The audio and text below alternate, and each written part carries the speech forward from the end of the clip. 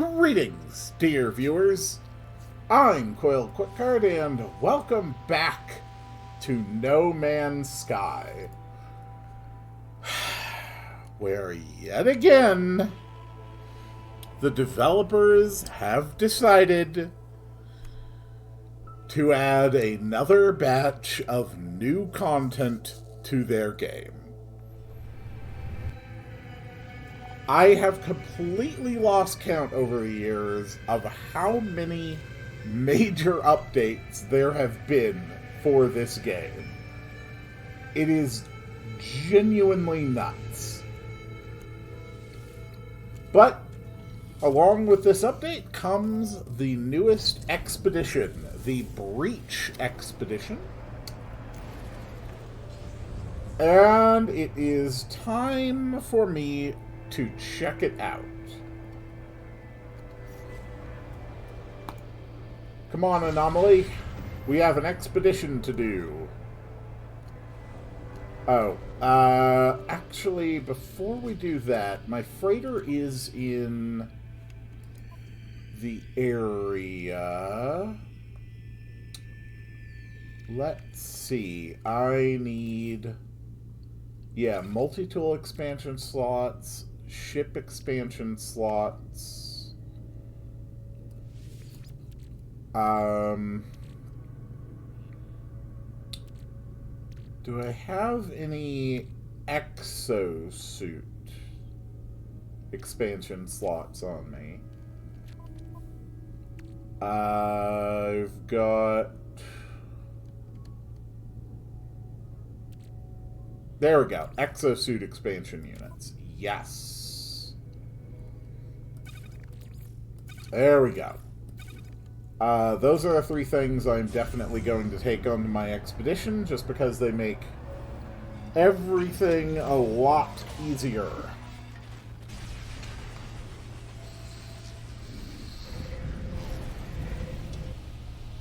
I still haven't even cleaned up everything from the last time I played. Let's see what kind of Corvettes people have been building lately.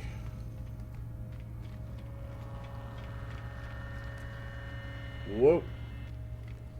It definitely is a bit choppier than it used to be, which is not too surprising given that people are now just building custom ships constantly and the game has to load them.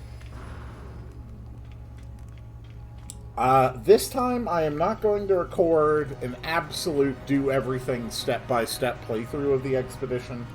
I am going to do cutting here and there, like when I have to do my major dupings. Just because, I mean, I've done so many of these already just on the channel.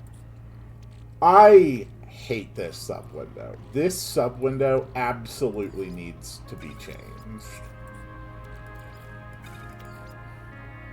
Like, going through inventories the size we have now, 8 objects at a time, especially considering that this is tying into Exosuit, Starship, and Freighter inventories, is just crazy. Alright, let's do this. Let the Breach Expedition begin. I am excited, since apparently this expedition actually ties back into Atlas. And I am excited about that. I've always firmly believed that if No Man's Sky ever actually has, like, a true endpoint, it should be an interaction with Atlas where, you know, it's repeating 16 over and over again, and then, like, just the last thing it says is 15, and then it just cuts to credits. I have always believed that that should be the actual narrative endpoint of No Man's Sky. Okay, that's like an orbital freighter debris field, huh? Alright, first thing first. Oh, wow. Okay. Anyway, plans as always. We need carbon and oxygen. Okay.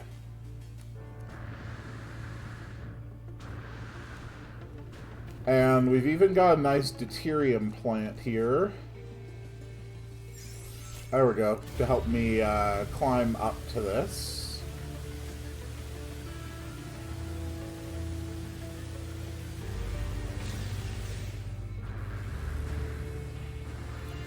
As always, the first way we are starting is by getting metal plates. We need metal plates to make personal refiners. That is the first objective. Bits of dihydrogen, also important. We only need, like, a little bit, a trivial amount of any resource to get started. This looks so choppy today. What is going on with that?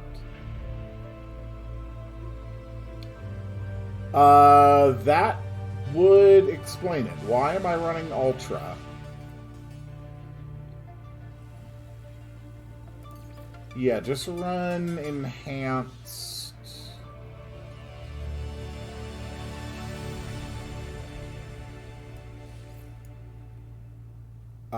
Yes, let's go ahead and restart for that.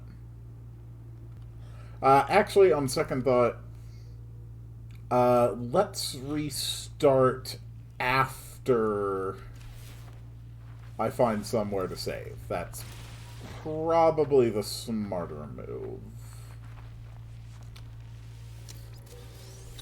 That is sodium, projectile ammunition. Come to think of it, they should probably also adjust the,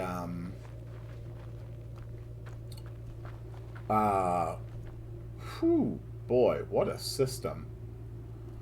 They should probably also adjust the system that pings for stuff you pick up, so that it can actually display more than one thing simultaneously. Like, where it says condensed carbon, like, have it be able to load, like, 2 or 3 more lines below that one. At this point, the game has reached a level of complexity that the more minimalistic UI really does need to be, I think, reevaluated to a degree. Because at this point, almost everything you can do in the game is actually happening at a rate that is actually faster than the UI is really designed to keep track of.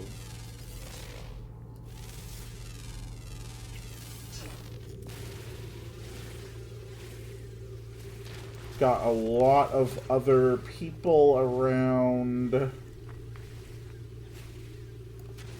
How is the oxygen supply? We're at 74 oxygen. So all we need is another, like, 30 ferrite dust, and we are ready to roll. So we just need some rocks I can shoot. We're actually quite close to a couple other expedition goers right now. One more rock, and then we will be good to go on duping.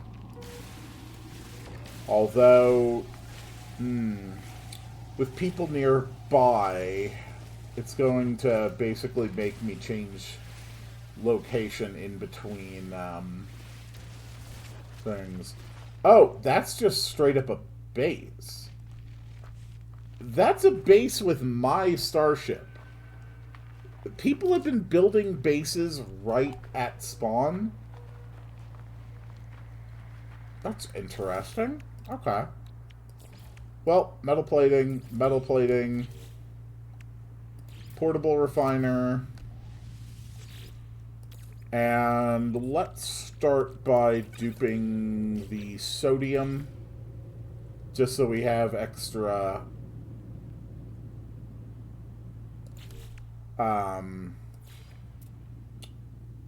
there we go. Just so we have extra hazard protection.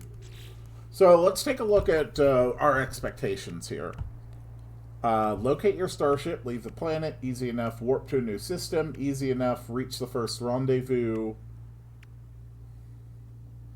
Acquire a debris rangefinder. Assemble a Corvette class starship, no surprise there. Search the wreckage of a lost Corvette. Okay. Phase 2. An unknown. Destroy asteroids. Deploy a submarine. Reach the ocean depths. Collect sea glass. Record an underwater creature over 10 kilograms. That all looks easy. On 3, kill biological horrors. Adopt an anomalous floating companion. Interesting. Completely explore derelict freighter. That's going to be a bit annoying, but not hard. Purge 5 hungering tendrils. Crush a vile grub. For the 4th, collect storm crystals. Harvest crystal sulfide. Extract radiant shards. Visit all the moons of a gas giant. Spacewalk into a black hole. Okay. Discover creatures on the final world. Gather polished stone. Reassemble a complete skeleton. Catch your first 5 fish. Okay, so I should prioritize getting that one done early. So, polished stone, skeleton, and fish. I can get those done relatively early, and actually get some very substantial rewards for doing so. The rest of this honestly looks pretty relatively simple, if I'm being honest. Don't have to build a base or anything. So I'm assuming my ship is damaged, possibly because someone dropped a building on it. Yeah. System's damaged. We need pure ferrite, hermetic seals. Oh.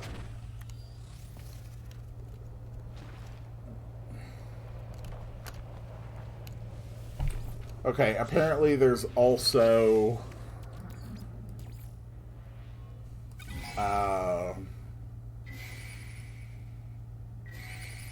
okay, repair units, exosuits.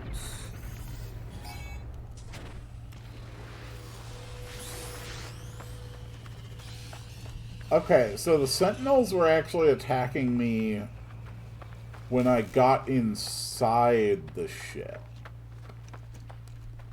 That's interesting.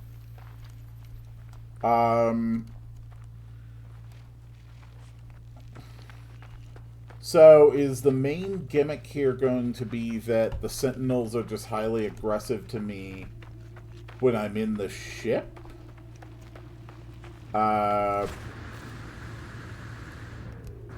Because if so, that is an interesting type of threat. Anyway, I need to find a safe spot and do a good bit of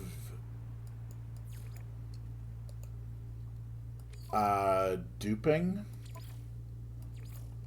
So we're actually going to turn multiplayer off for right now. Oh, actually, since I visited my ship, it did autosave, so I can actually just go ahead and restart for the graphic updates now. Alright. So I will be back in a couple minutes after I have duped up a pretty good solid supply of starting materials. Okay, I think that takes care of all my duping for now. That should give me enough materials to accomplish just about everything I need to do. So first thing we do...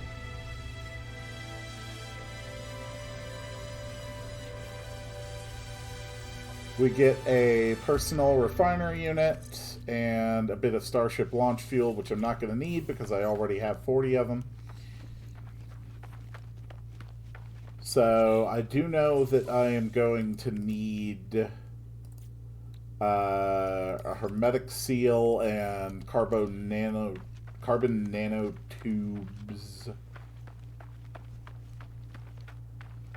Looks like we got a swarm of jellyfish, I guess. Whoop. Ow. Alright, so we also... okay, we also need metal plating. Metal plating, okay. Let's make those repairs. There we go. And pulse engine online. Perfect. Alright. And we're good. So let's head up to the anomaly and get my expansion slot stuff. There we go. And I believe this gives me base computer and hyperdrive plans. Excellent. So the thing I need is chromatic metal. There was no copper on the... wait, I'm being dumb. Quartzite refines into chromatic metal. Right. Okay. Then let's just set this way down to, like, that much. And while that runs, we can go ahead and blow up some asteroids to get some starting tritium and silver supply, as well as finish up the milestone for destroying 20 asteroids.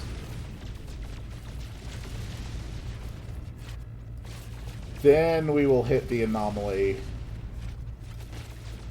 and grab the expansion stuff. And by the time we're done getting our 20 asteroids, yep, the refining will be done. Perfect. Okay. Thank you. Some nice starting chromatic metal. Now we need to install the hyperdrive, which takes 5 microprocessors. So we're going to need more nanotubes. What am I missing? I need more chromatic metal. Okay. That's fine. There's actually a super, super good ratio on refining quartzite for chromatic metal. That's good. That's good for another microprocessor, which lets me build the hyperdrive.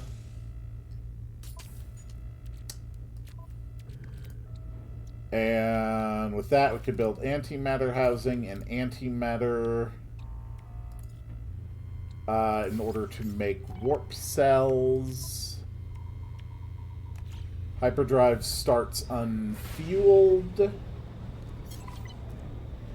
We cannot summon the anomaly right now.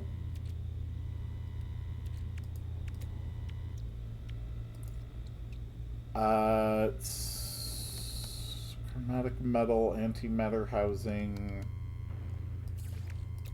Yeah, we should make at least one more of those.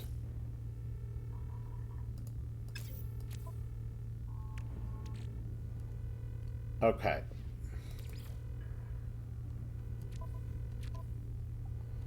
Change the stack size. We're going to put one warp cell into the hyperdrive. And what type of a system are we even in?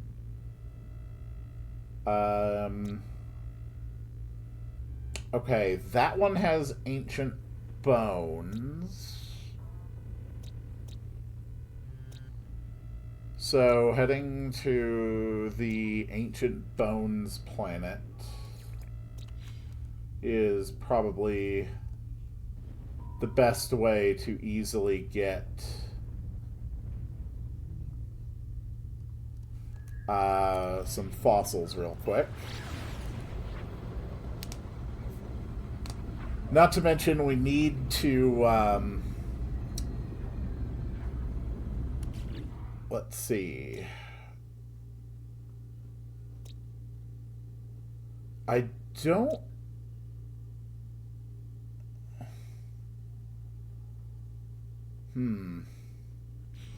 Does this actually count as a gas giant system? If it is, we can just knock out the, visit all the moons of a gas giant while we're here as well. But we can also get our gold, our silver, and our tritium duped as well. Finding all the fossils can be kind of annoying, but it's not too hard.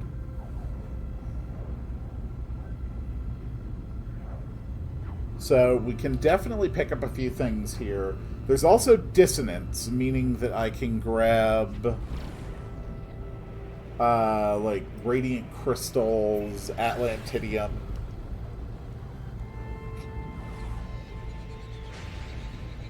So that's good.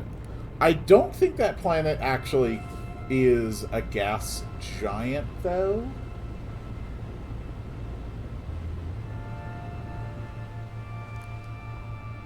Alright.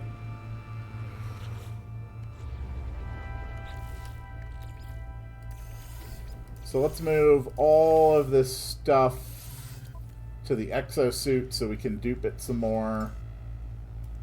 Launch thrusters are fine. So which ones are our goals here?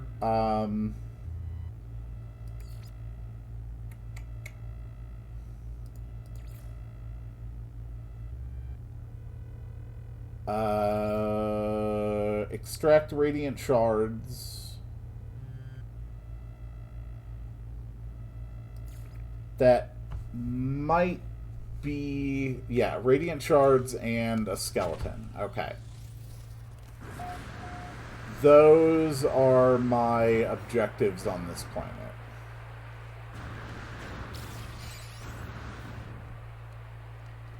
So that shouldn't be too hard to achieve. But first we want to load up on extra warp cells.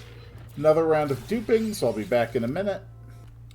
Okay, that dupe session is all done. Can I even get radiant shards with the... No, it does require an advanced mining laser. What is necessary to get an advanced mining laser? Not that. Advanced.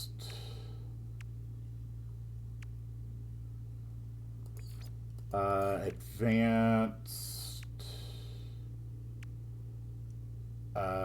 Advanced mining laser. Search the wreckage of a lost Corvette. How does someone even find one of those? Not even sure how you find a crashed Corvette. But we do have a Nautilon platform. So that's pretty good, I guess.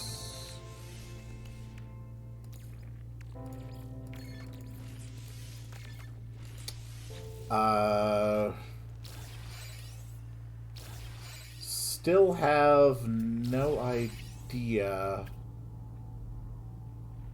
Let's see. Fossils. Well, vigilant stones, I guess. Okay. Current sector is devoid of signals. Okay. So I cannot get an advanced mining drill at this time. So the only thing I should be after here... Oop. Ow. So the only thing I should be after here is the fossils.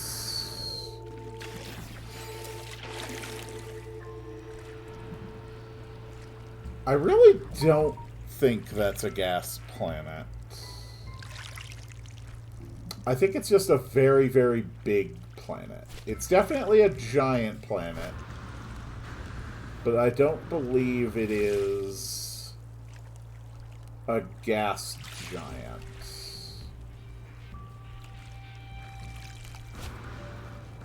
And the expedition objective was specifically to visit all the moons of a gas giant.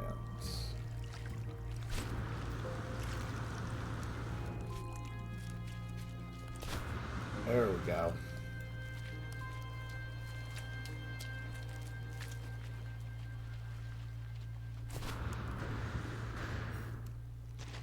I have done so many of these expeditions by this point. Like, oh, leaf creatures. Oh, that's cool. Once we are able to build an Atlantid drive, what is that actually going to require? Like, is it worth grabbing some Atlantidium right now? Honestly, we can get rid of that. We can get rid of that. We really just need to conserve slots for some of these fossils.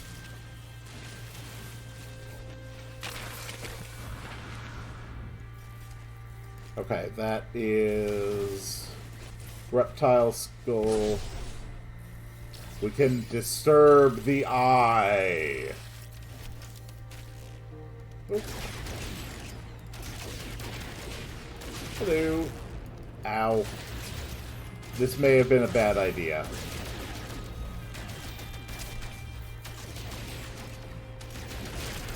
But that's okay. I can't remember what you actually get for defeating these things. You get polished stone. Okay.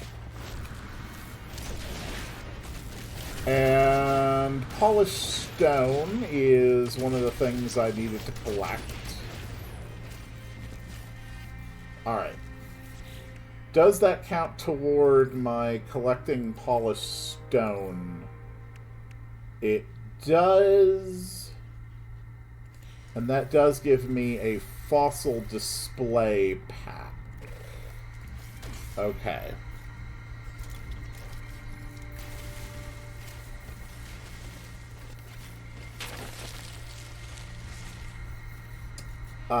Wing stubs, that's pretty good.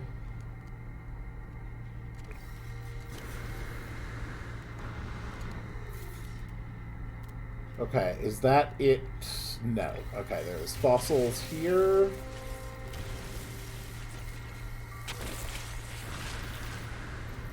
Those are dangling forearms.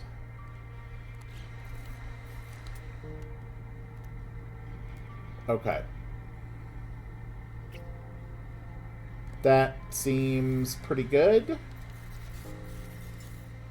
So if I just take my ship from fossil bed to fossil bed, I can use it to store fossil parts.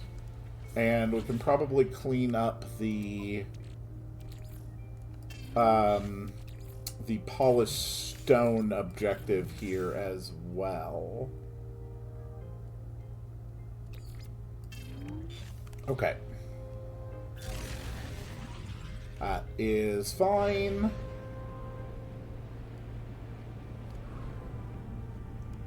There we go.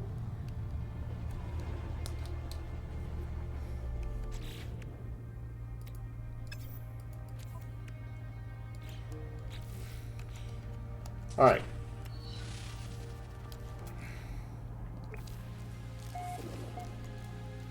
So we've actually got 2 vigilant stones here. No, 3 vigilant stones. Okay. So, yeah, we can definitely get the polished stone knocked out.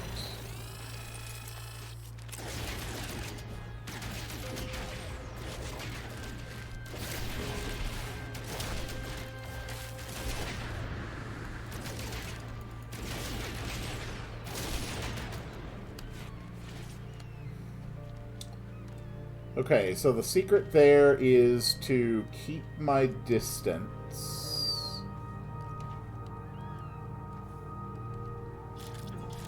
Okay, so I guess it only works as 1 vigilant stone for an entire site. Good to know. Gargantuan ribcage and fossilized flippers.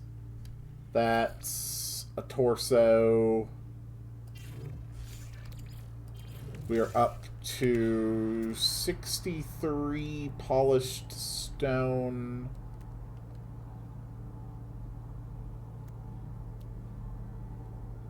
There is our next fossil bed over there.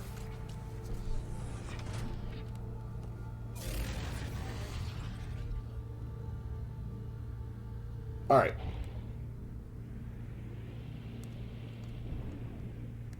Okay.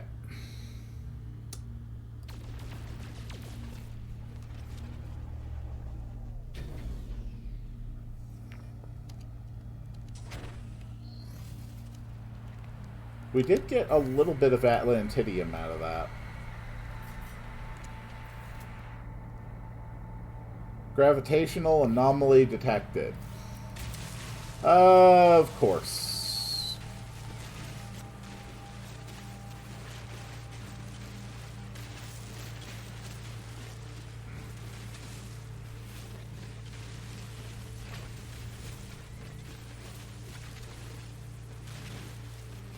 There we go.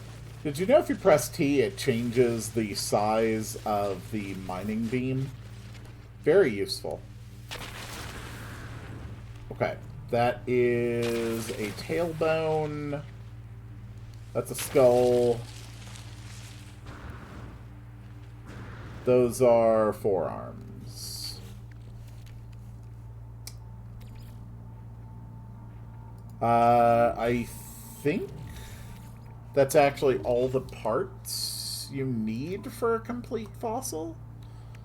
Limbs, tailbone, torso, skull.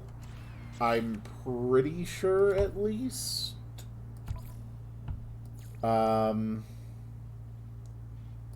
Yeah, it's skull, limbs, torso, tailbone. Okay. So we now have everything we need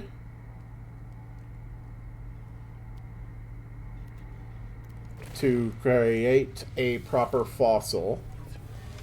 What I need is enough polished stone to actually get the fossil display parts, which I'm sure I can find more easily in another system. But I mean, just for the time being, why not take care of it here? So I am going to work on that, and I will see you in a minute when I've got all the polished stone that I need. Okay, I finished the polished stone objective. Took me a little bit longer than I had anticipated, but I got it done. So we get a fossil display pack.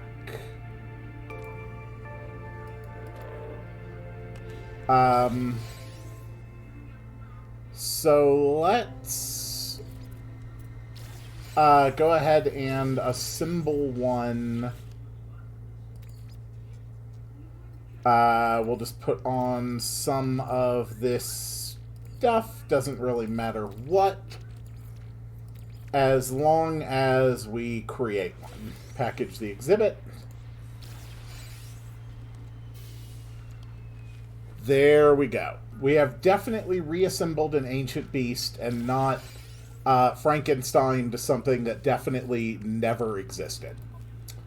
So that is another objective met. We got a little bit of Atlantidium, which is good. That is another objective done, which gives me the fishing rig unit and fishing bait recipes, which is fantastic.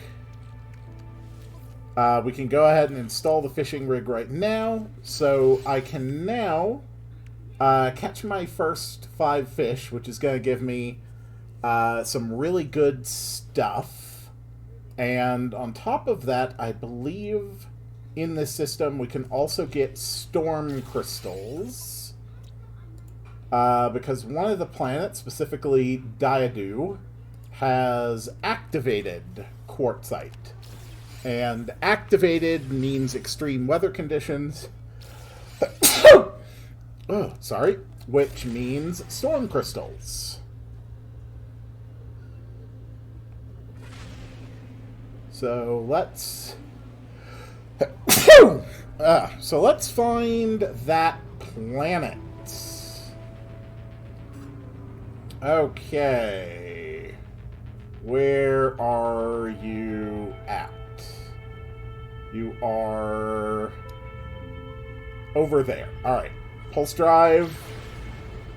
Perfect.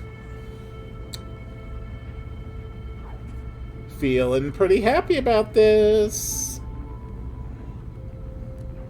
So far, everything is going really well on this expedition. I've heard that it can be cleared in about 3 hours. I'm definitely not going to clear it in 3 hours, but you know, I'm not really trying to have like the most efficient experience possible. I just want to make sure that I can get through it, you know, get my rewards, and you know, move on.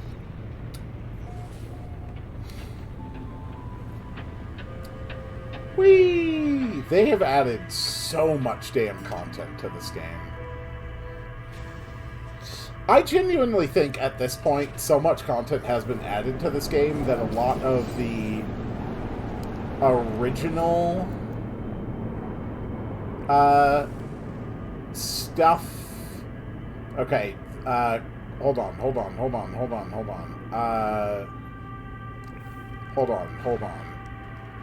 We are in an extreme storm.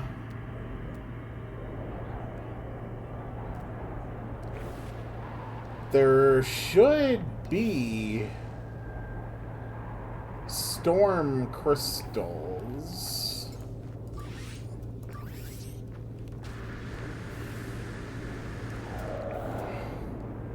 I am not seeing any, though.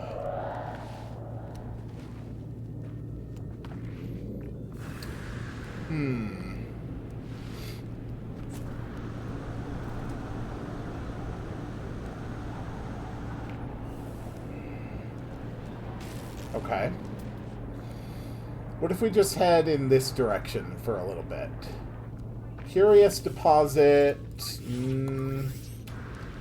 I don't really know what a curious deposit is.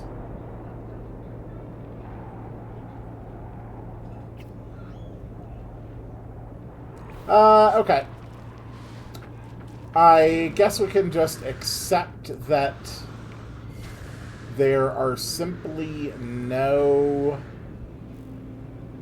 storm crystals on this planet, or at least none nearby, and just go ahead and move on to our next system. So as far as the next objectives in order, warp to a new system. First, rendezvous, which will give me the debris rangefinder, which will let me assemble a Corvette.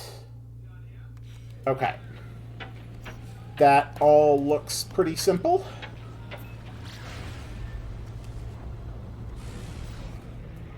Alright, galaxy map. Let's go.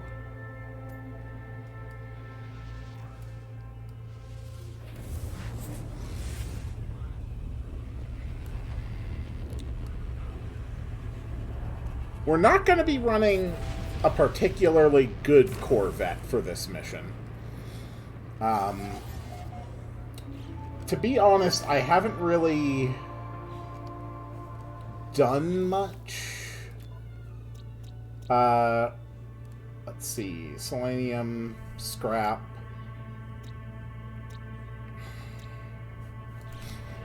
That all looks pretty normal. I might want to stop at the station. Can we summon the anomaly yet? No. Okay. This one would give me an Atlanted drive unit. That's fine.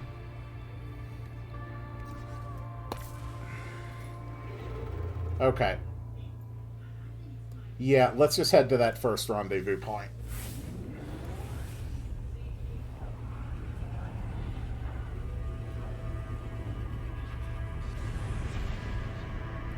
I haven't really put a lot of effort into building, like, my absolutely ideal, like, Corvette yet. And that's mostly because I was actually waiting for this expedition, since I knew that most likely this expedition would add new Corvette parts, which it has. So, should be fun.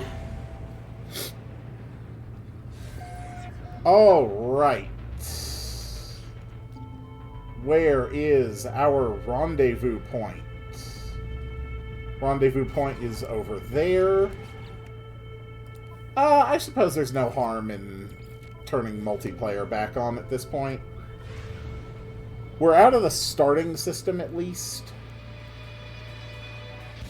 So, by this point, most people who are playing are more interested in just moving on from progression point to progression point.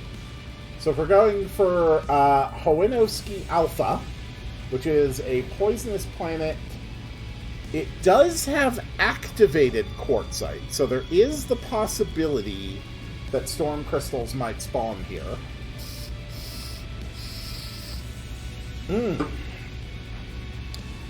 Ah, good tea.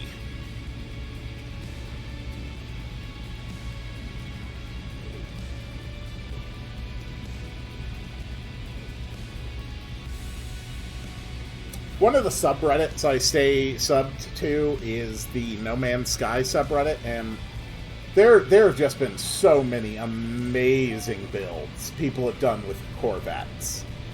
Like, we're talking mechs, garbage trucks, semi-truck trailers, simple things, scorpions, bugs, just all manner of craziness. It's really, really impressive stuff. Okay.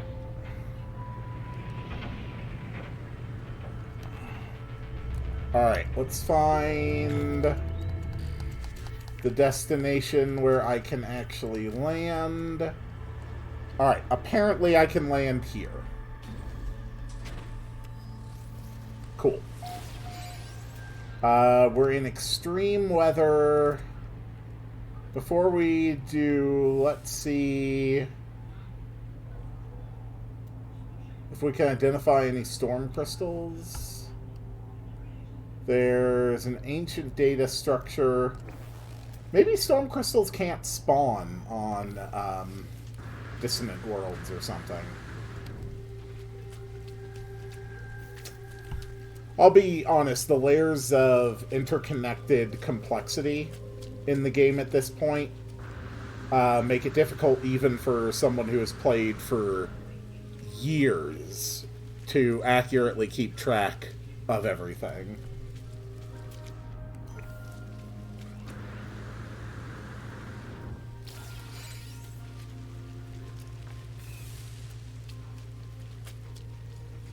But we should be fine. Wouldn't mind getting a little bit more Atlantidium. Where is the objective? Oh, it's over here.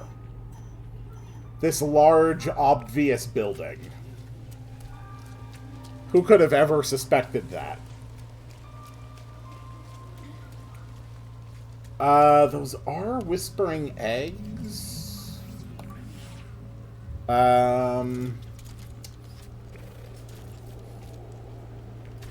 Yeah, sure.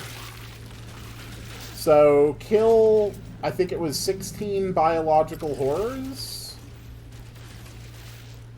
So, that shouldn't be too hard to do.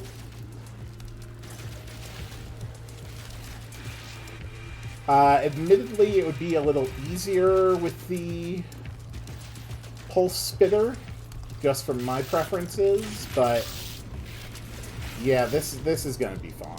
Okay. Toxic anomaly, get out of the way of that.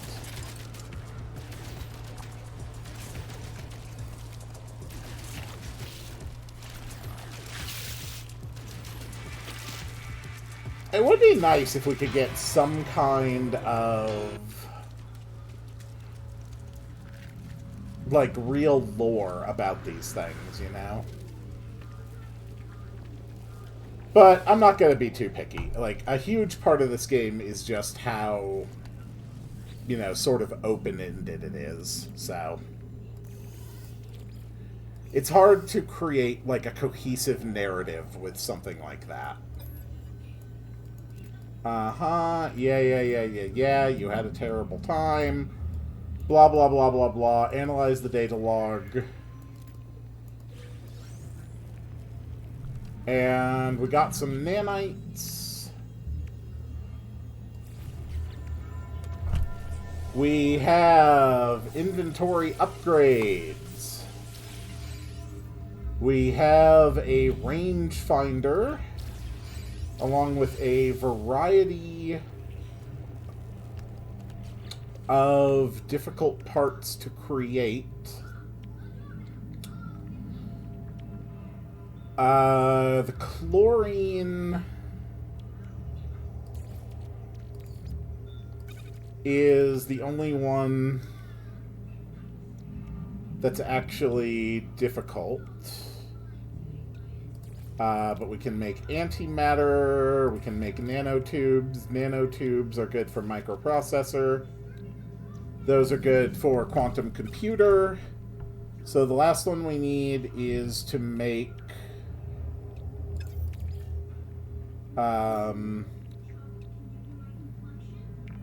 Oh, no, we literally just need a metal plating. Okay, yeah, that's nothing. Alright, so we have a debris rangefinder. That is the next objective taken care of. And that will give me Corvette parts, but I don't have enough inventory space for them. Vigilant stones, really don't need to worry about that. Okay. We've got our basic Corvette modules.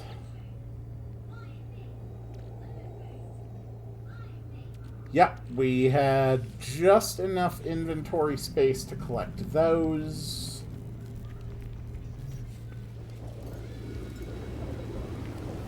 Perfect. So let's go build our Corvette. Oh, hold on, hold on. Hold on, okay.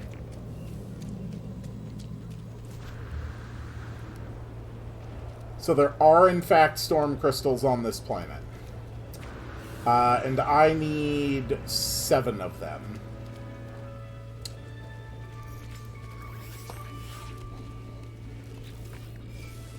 Are you good on launch? Yes, you are. Okay.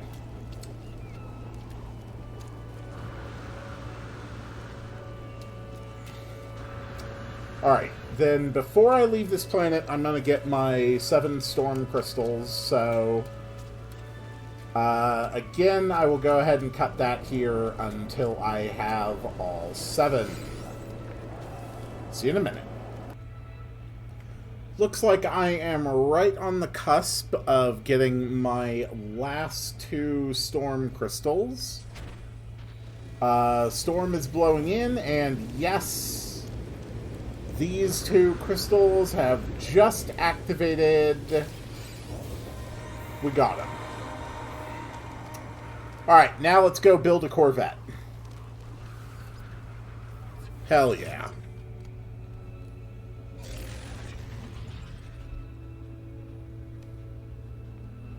Moving on.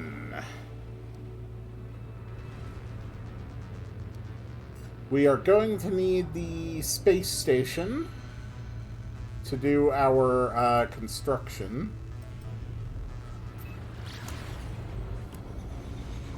But we should just about be done here, curiously enough.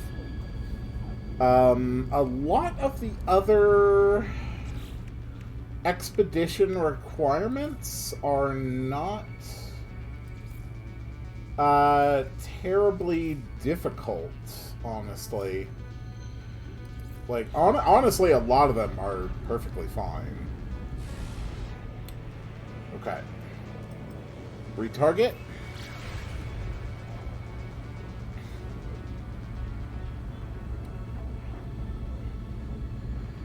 As we fly past the planet of New Shvillies, which was discovered by Hello Games. Alright. Let's get inside of here. Oh. This is a pirate station. I didn't know there were Corvette. Wait, didn't last time I find out that there were like Corvette places, but not teleporters in the... Oh, no, this isn't... Oh, this isn't a pirate station. This is just an abandoned station. Okay. Well, that should be easy enough. Getting this built shouldn't take much effort at all.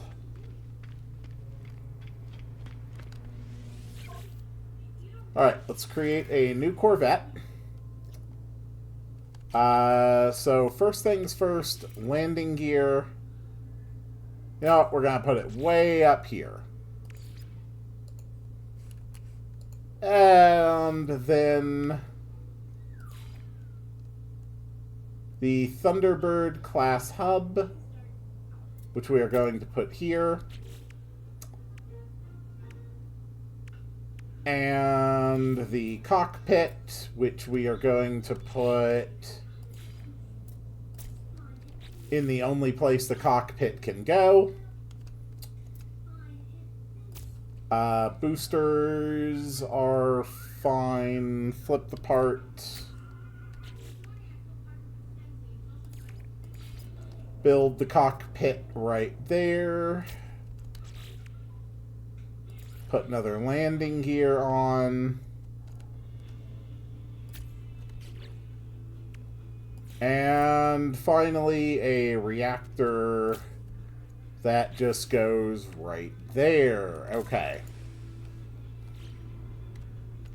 Whoops. Okay. Resume the previous design.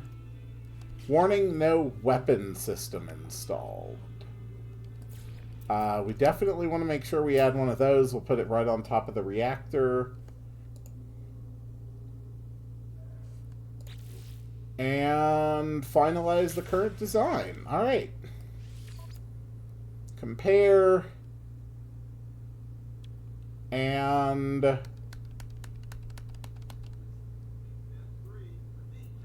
we'll add to the collection, but we'll keep my current one.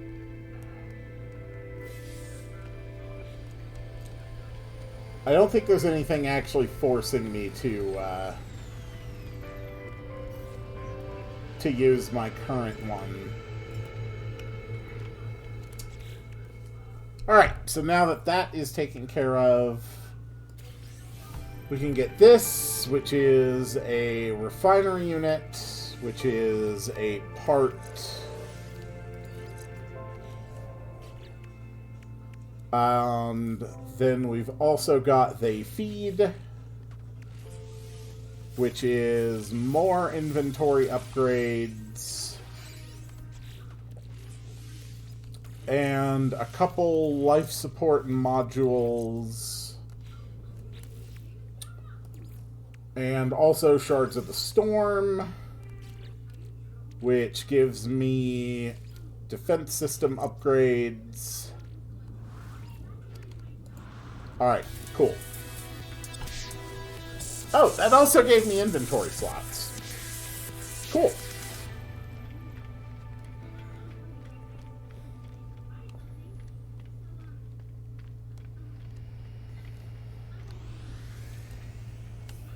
Alright, moving on. Let's use the debris wayfinder. Huh.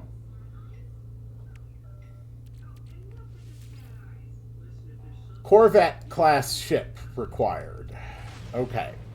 So I have to be in a Corvette in order to do that. Great.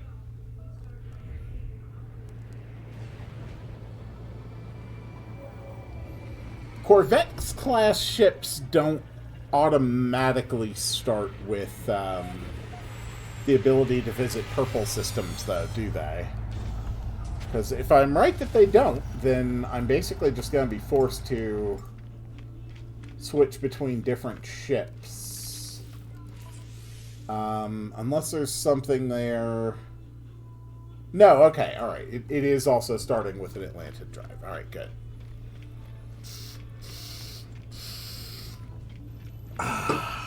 Perfect.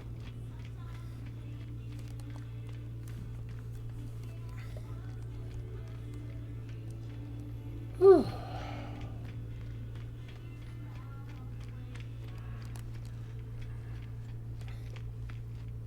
Why are there no teleporters for this?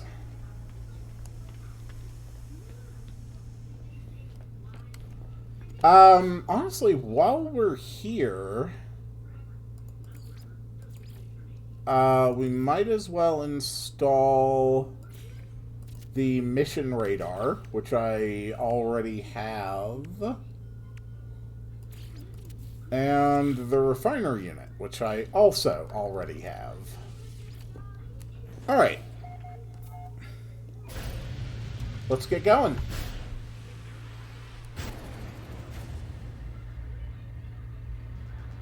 Okay, so let's look for Corvette wrecks. First, we pulse drive so that we can scan frequencies, because that's definitely how, you know, radar telescopes work. Alright.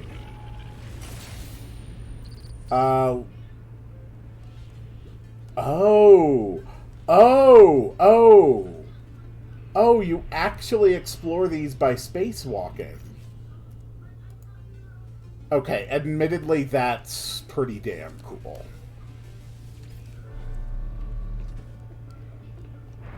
Let's go.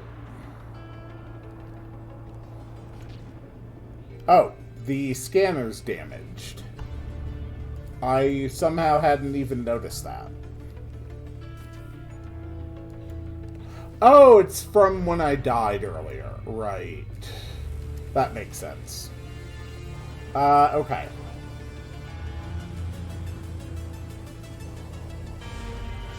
So, component housing. So I assume we just mine it. Okay, yeah, that gave me Azimuth-class reactors.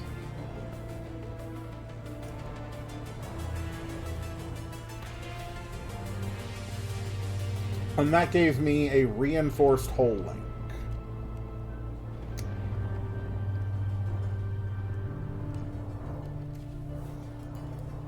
Oh.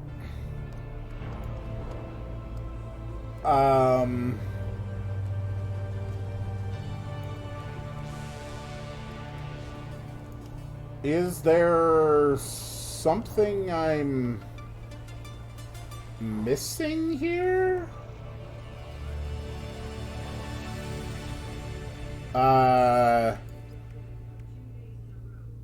Yeah, search the wreckage of a lost Corvette. Which is what I'm doing. Am I supposed to go inside?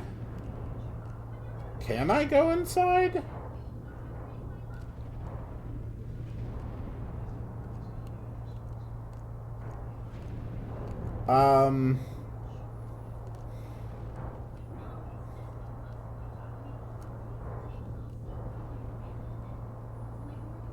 Doesn't... Search for log fragments. Oh! Here we go. Log. Log of the fire ship Arcadia. Ah, cool. Captain found it on the last walk out. Says it'll bring us luck. We'll need it. Cruise has been a waste so far. All the asteroids just dust and ice. Nonsense, but better than nothing.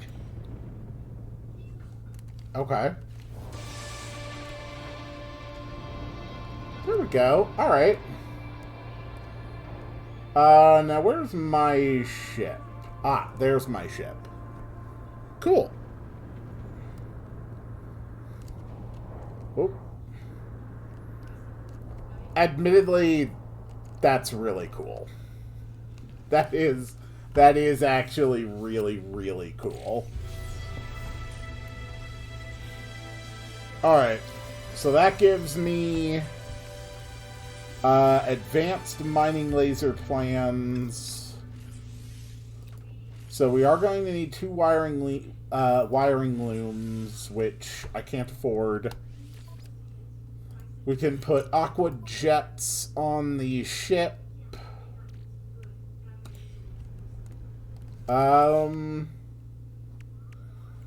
Okay. That is the entirety of Phase 1 of the expedition. So moving into Phase 2, relocate the time-lost wreck of the fire ship Arcadia. I see. Interesting. Okay. Deploy a submarine... So I would assume that at the next rendezvous system or along the way, we are going to find a water area.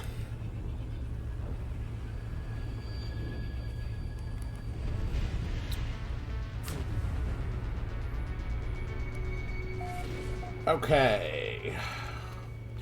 What kind of planets we got here? Bubbling planet, nuclear planet, life-incompatible moon, flourishing planet, shell-strewn, fiery moon.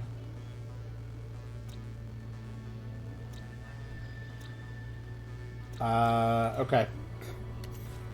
Nothing that immediately jumps out at me as crucial. So let's move on.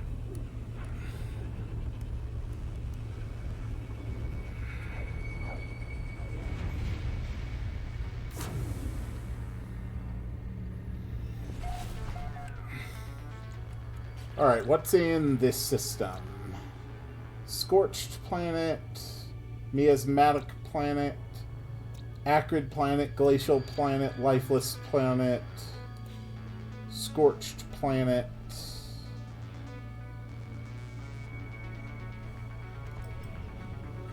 Can we summon the anomaly at this point? Yes, we can. Okay.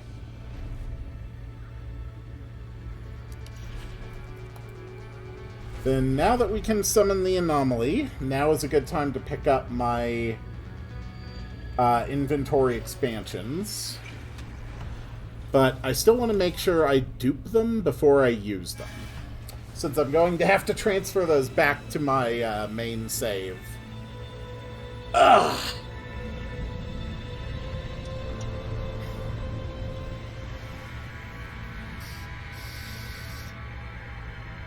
I'm quite thirsty today. Also, I feel an urge to drink.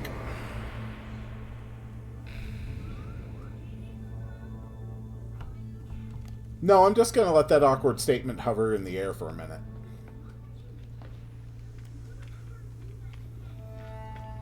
Yep, still letting it linger.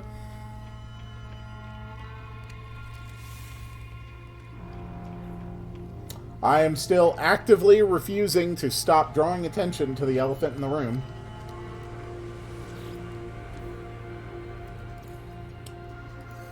Alright, perfect.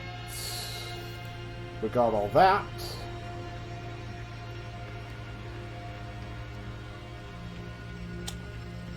I believe I just saw there the option to copy my normal starship.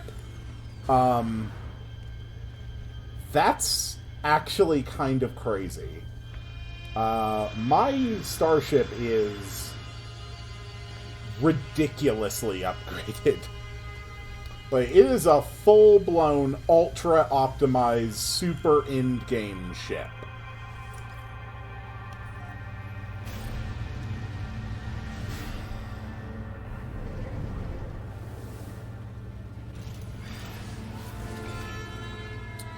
Alright.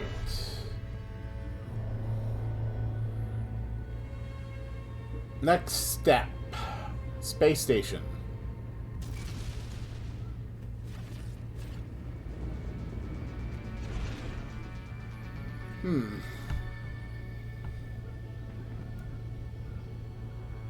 This one is also an abandoned station. Interesting. Alright, let's just move on to the next system. It's another purple system.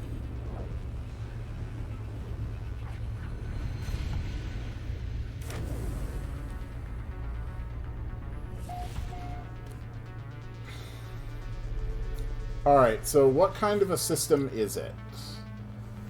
There is a marine planet. Marine planet is definitely where I need to go. Is the space station here any good? Negative.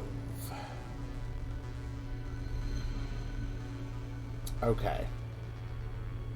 That is fine.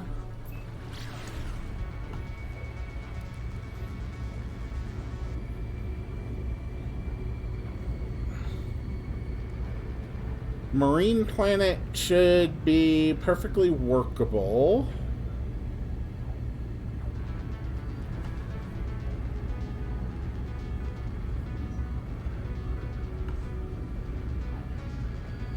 Ugh.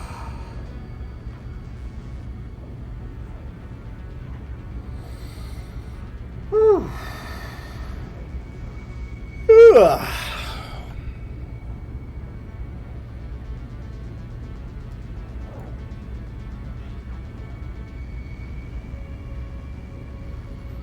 So, ideally, if possible, I want to actually target a landmass so that I can have an easier time getting the materials that I need.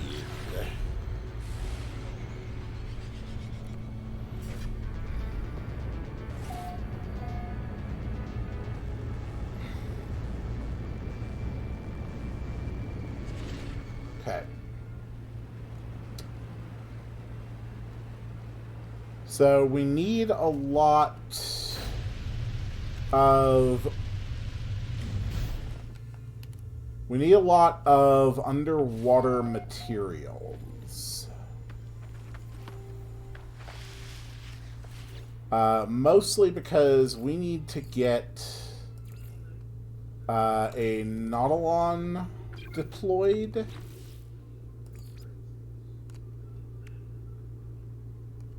Oh. I can actually already deploy a Nautilon. Oh, perfect. Okay.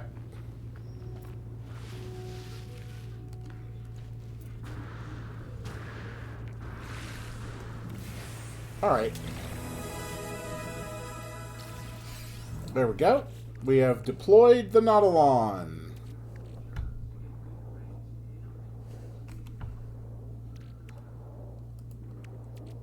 Cool.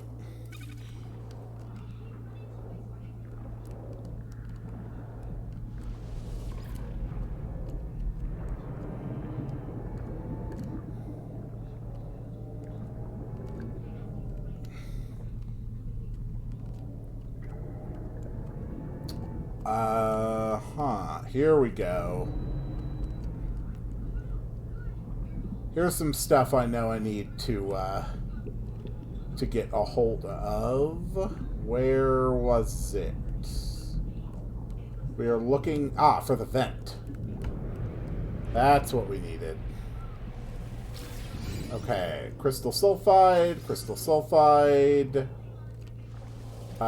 crystal sulfide.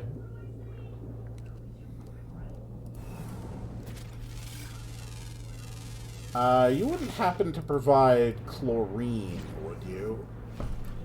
No, just salt from you. Okay.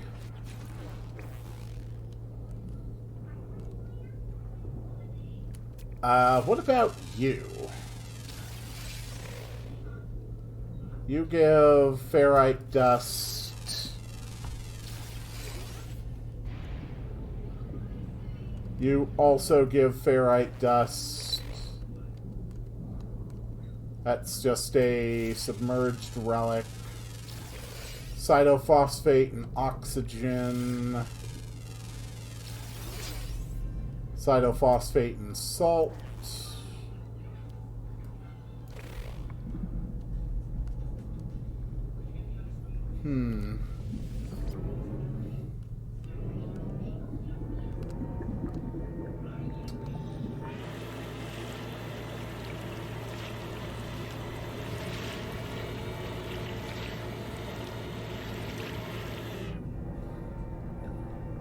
We need to go deep. And I mean really deep for this milestone. I think it's like 1,000 units deep.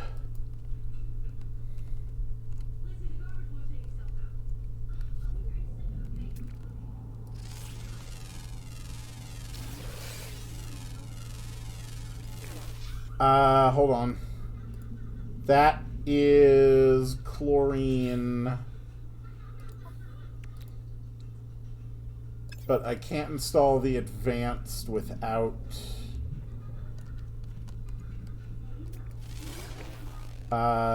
wiring looms. I'm not entirely sure how to get mining looms without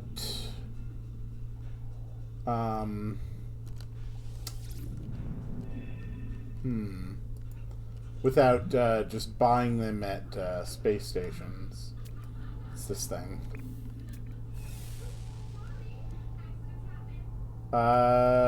We've got lithium. Okay, crystal sulfide, that's one of the things I do need.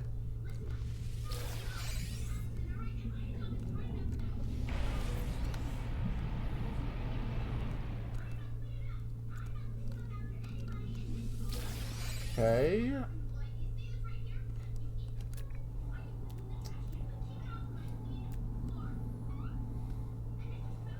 Crystal sulfide, sea glass. Yes, okay.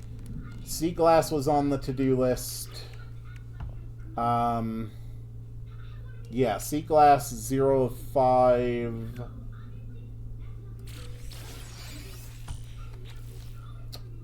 This gives me a few basic survival pieces.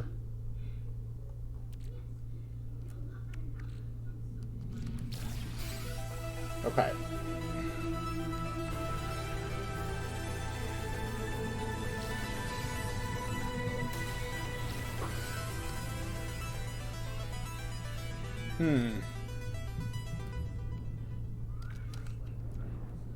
I think we're going to have to dig for the sea glass.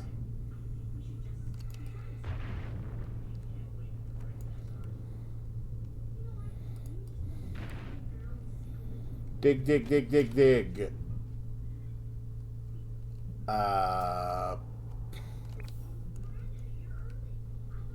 Well, there was no sea glass.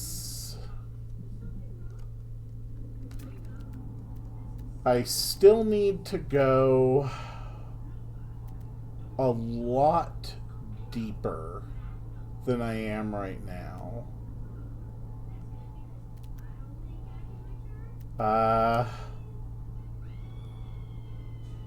We also need to find 5 sea glass.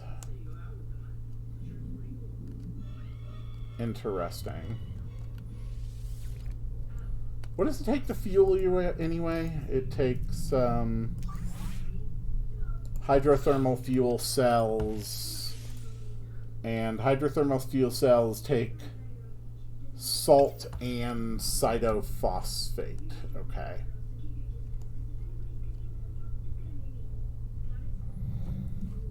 That is fine.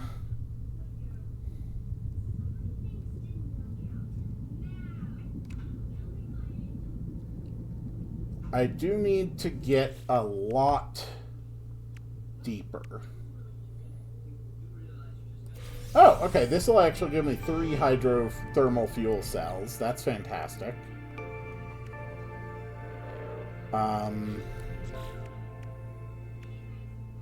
Yeah, ocean depths. Record an underwater creature over 10 kilograms. Okay.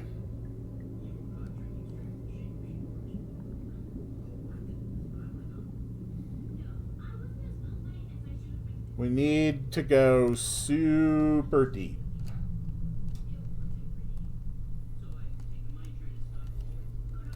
Alright, let's look for some sea glass. Okay, there is some sea glass. We need ocean creatures. Okay, is that over 10 kilograms? Yes, it is.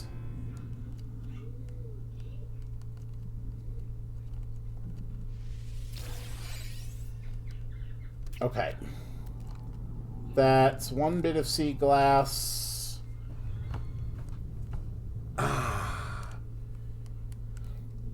Here is another bit of sea glass.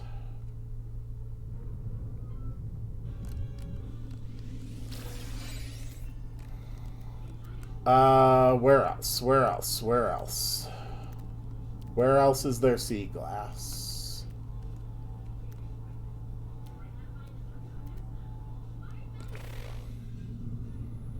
Nowhere that I can see.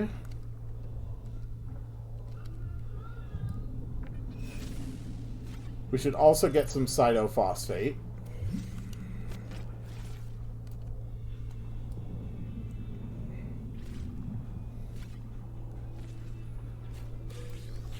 There we go. That is enough material for now. How deep down are we? We're still only at like 250 units of depth.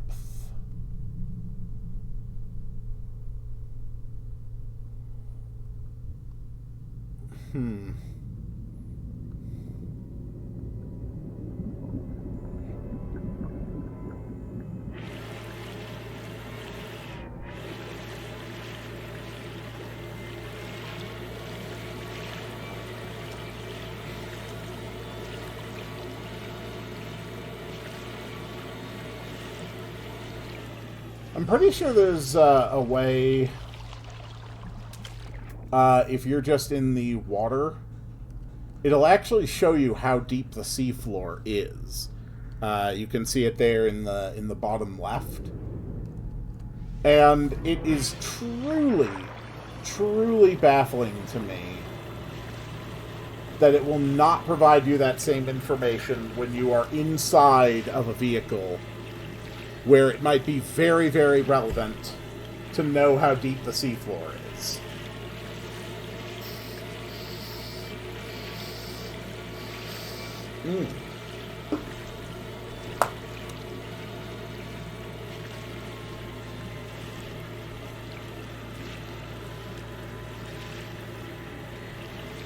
Yeah, let's just keep going in this direction, since there seems to be, like, basically no land here.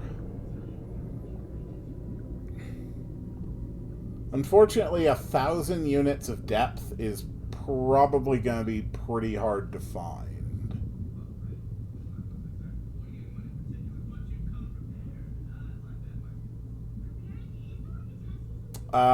Yeah, like right now my depth is only at... It's not even at 200.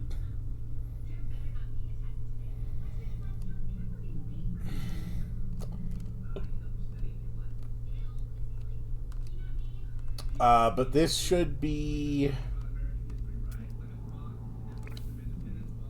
a spot with sea glass right there.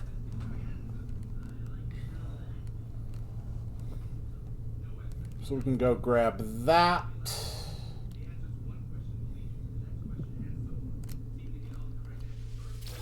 Okay. Where else? Where else can I find sea glass?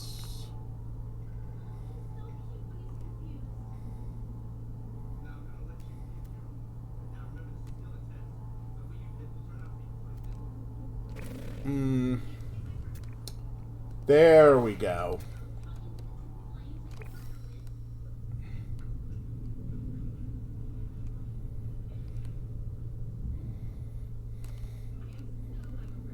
Okay. We're gonna have to dig.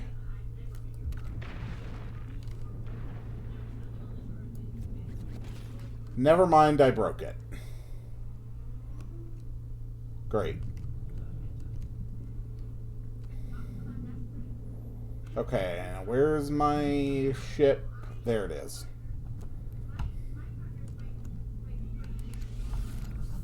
Ugh.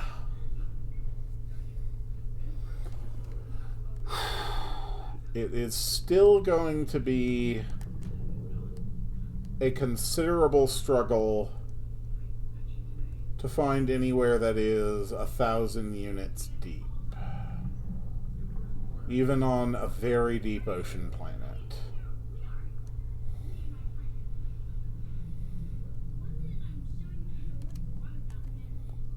Yeah, like even here in a trench, I'm not even 500 units deep.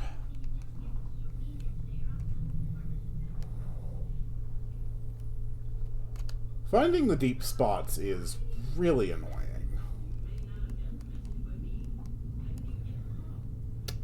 I wonder if I couldn't just, like, dig down.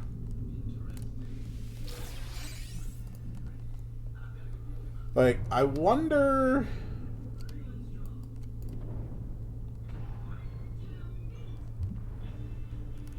if it would be possible to just dig straight. I don't know how bedrock works on these planets. Okay.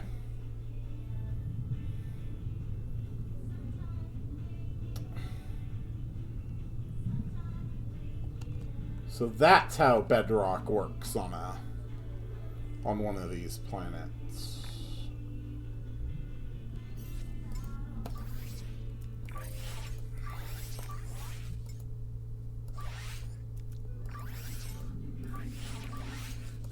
Okay. Here's a fun fact. It is common within the survival genre for building to not be possible when you go down too deep. And typically this is the reason that this is it tries to suggest that the ground is simply too tough, too firm to actually, like, do anything with. What's interesting is that in real life, it's actually very much the opposite.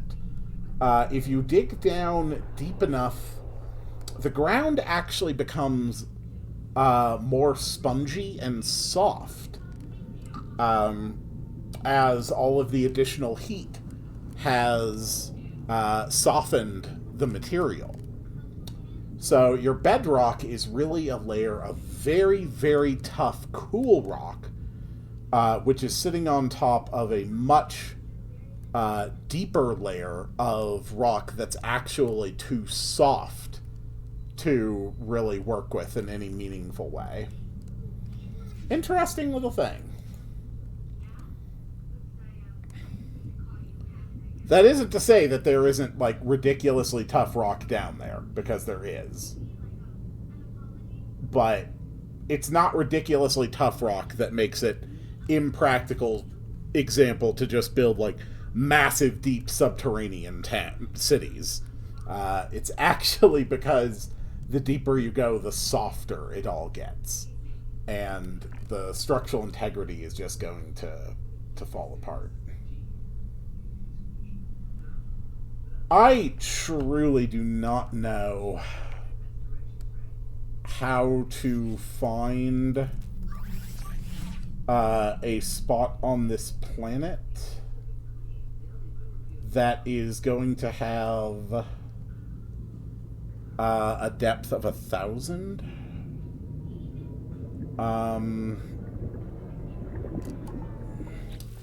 Unless...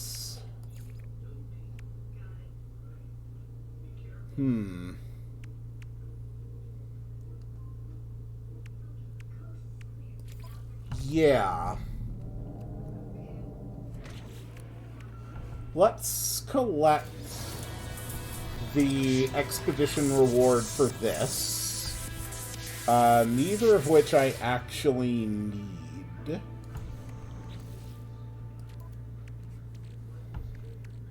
Yeah, that's all just useless stuff.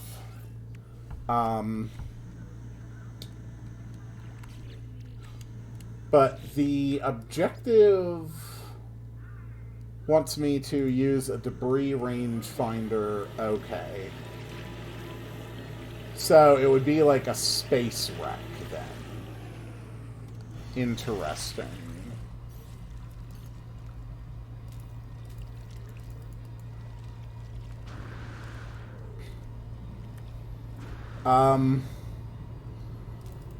I put water jets on you, didn't I?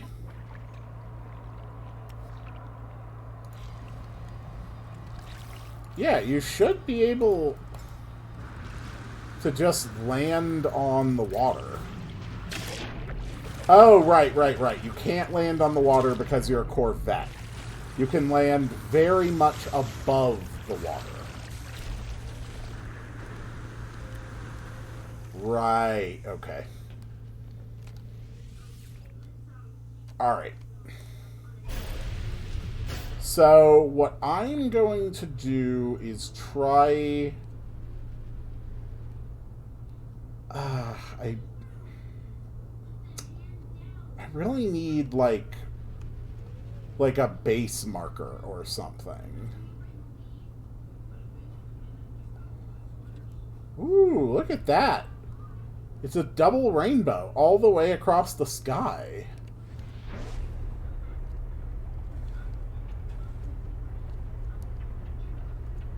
Okay.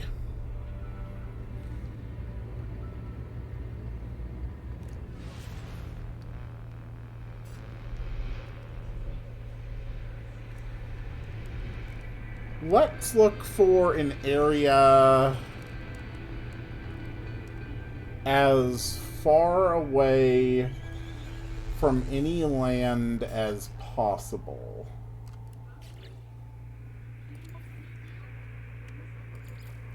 Yeah. Land on planet Autiati 4.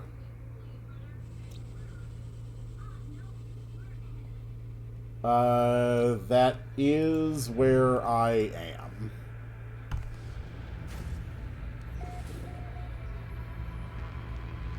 Maybe there's some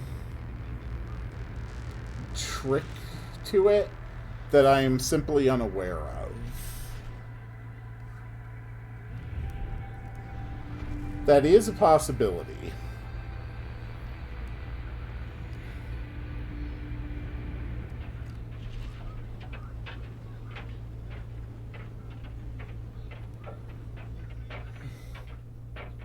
Okay. Yeah, that looks like pretty open ocean.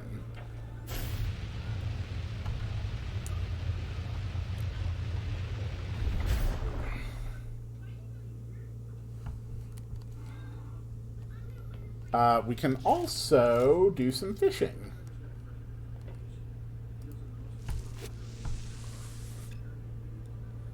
Nice.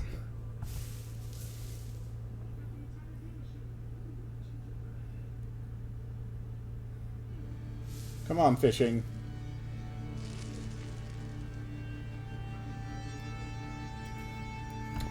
Okay, what the hell is sparking at me? Seriously.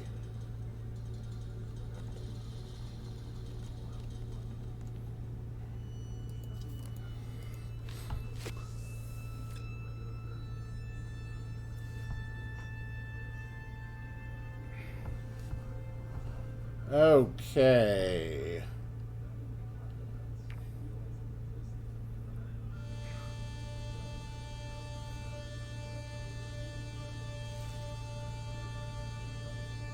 What is doing that? Is it just my ship?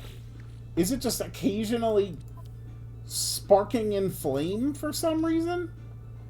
Why? Why is it doing that? It's very distracting while I'm just trying to fish.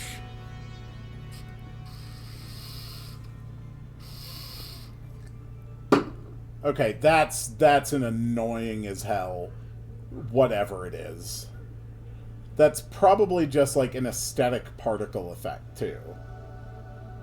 Just like something that's there purely for the sake of like, looking interesting.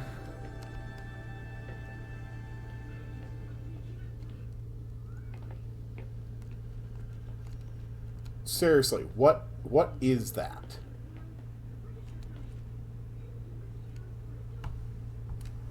I want to watch it. I want to see it happen. I want to understand it.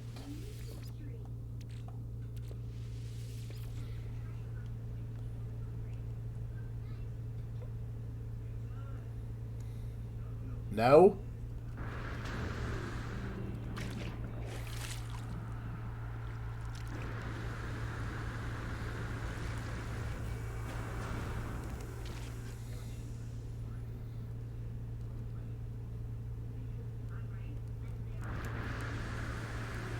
What the...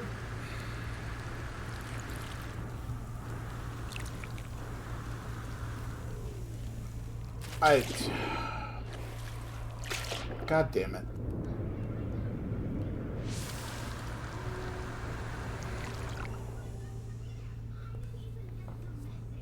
Ugh.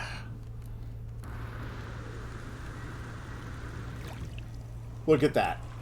It doesn't let me apply, like, the full power of my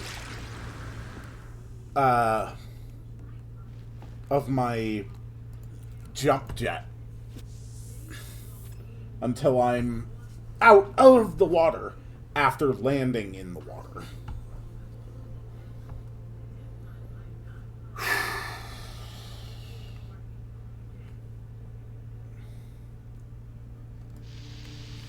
You know, this is something I commented on a lot when I played through the last expedition, but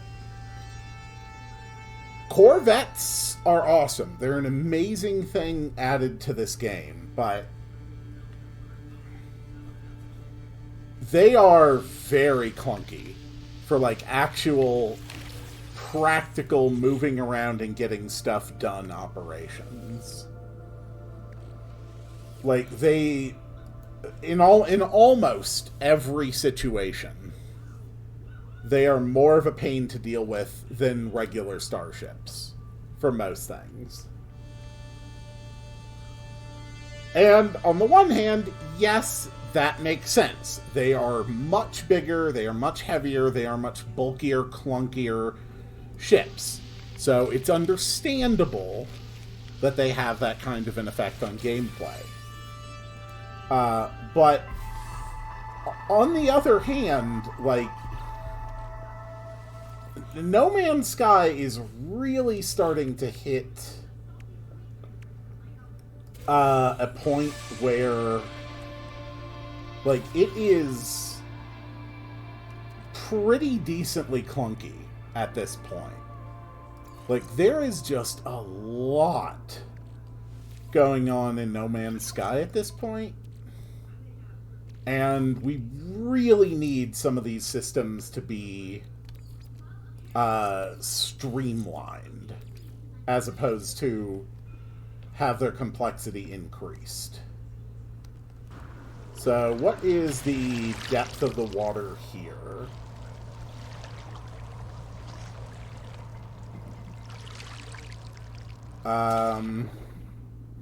Seafloor 486, 487. Honestly, finding a place where it's 1,000 units deep is going to take some time. So I'm just going to pause here for now. I'm going to go and scour the ocean depths and, well, try to accomplish this milestone. I wish to God this game needs some way to be able to get some sense of the underwater topography from the surface within a Nautilon. The fact that you only get a depth reading when you're outside the Nautilon is absurd.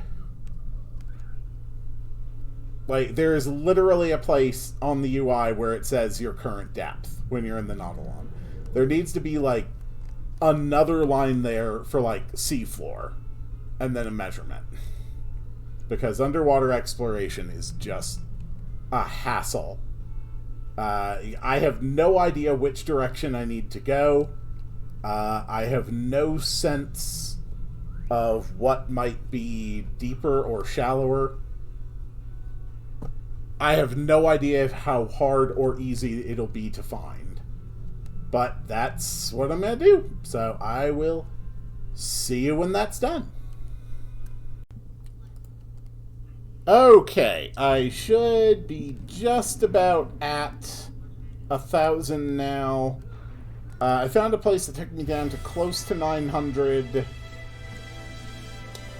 And then I basically dug the rest of the way. Where the hell is my vehicle? My vehicle is this way. More than half a kilometer out. I also found my last piece of sea glass. So I've got 2 more expedition milestones done, and we are ready to build a rangefinder. And proceed to our next objective. Things are actually going quite well.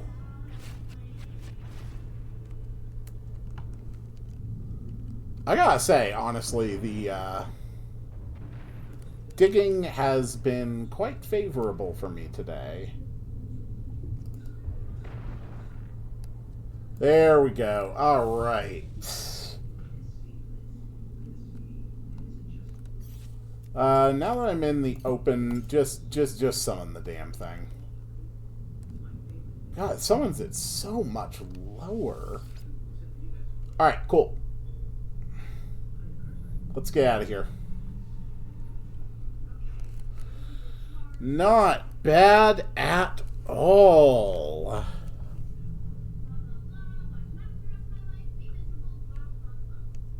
This expedition is proceeding at a wonderful pace. Also, settle in, because we haven't even hit a depth of 400 yet. We are now just a little bit past halfway.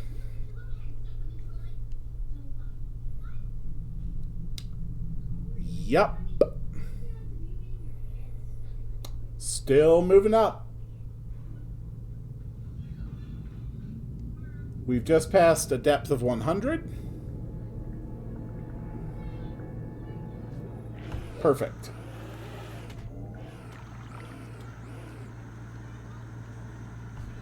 My ship is more than a minute away. Screw that. Okay.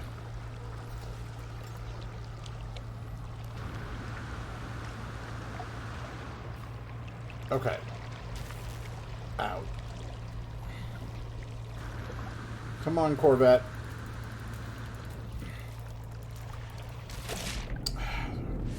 Alright, you know what? Screw it. We are just gonna swim to it.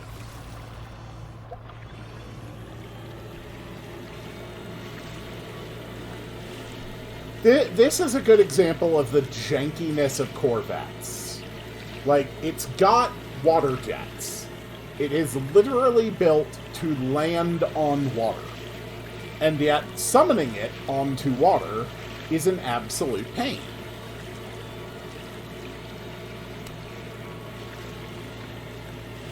There's just... I understand that from a design standpoint, making the Corvettes work is very challenging. Because you basically have to make it so that anything, anywhere, that is Corvette compatible has to be able to handle a Corvette of the widest possible dimensions along the X, the Y, and the Z axis. And that is very difficult to do. that is a crazy amount of space that you would have to invest to make anything Corvette compatible. But if you're not able to make something Corvette compatible because of those limitations, then you need to not try to force it. You need to adjust the system in some way.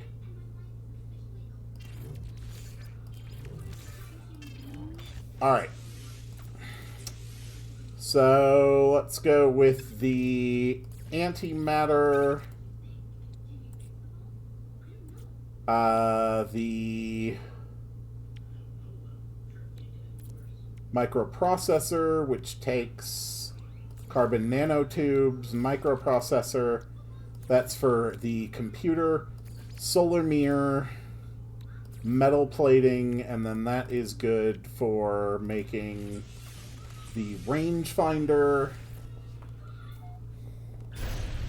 Alright.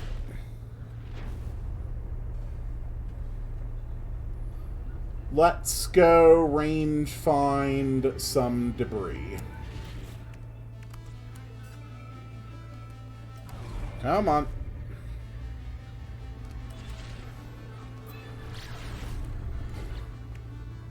And activate the rangefinder.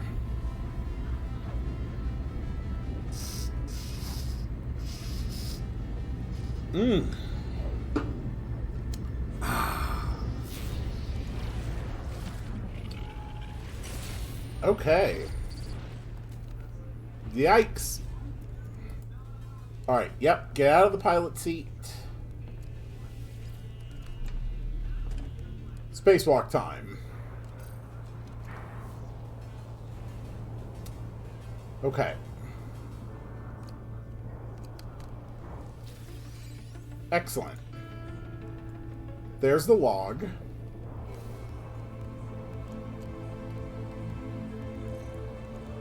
So, I'm pretty sure I don't actually need to salvage these bits. But we are going to, just for the sake of thoroughness. Okay. There we go.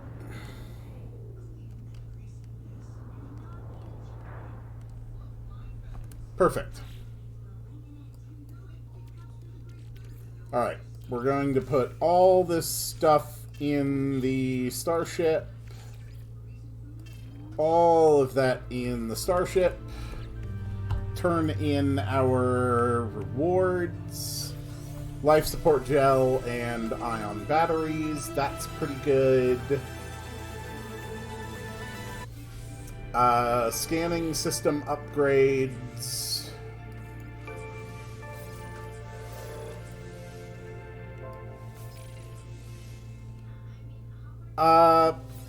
Yeah, let's go ahead and cut into my extra stock a little bit. There we go. And then Temptation, which is good for multi-tool expansion. And that completes all of Phase 2. Cool. Alright, let's get this stuff installed. Movement modules. Yep, that should be all of that. So Phase 3 is reach the third rendezvous, find the next wreck, adopt an anomalous floating companion, extract radiant shards. That's the advance, so I am going to need wiring looms for that. Oh, the crystal sulfide. Okay, I need to do that before I leave here, just for the optical drill unit. And then phase 5 is easy enough. Okay. Alright. That all looks pretty simple. I guess I'd better hit back and get those last few crystal sulfides before I continue. So, see you in a minute. Okay, so we got the crystal sulfide, which gives me a pre-packaged optical drill. So, great. So the next objective is to just head to the third rendezvous, get the floating companion, and then we're going to have to do a freighter exploration. Excuse me, if I had to guess on that planet, there's probably, or in the next expedition goal system, there's probably going to be a Vile Brood planet based on what I'm seeing here. All in all, looks like it's actually going to be pretty simple to achieve my next goal.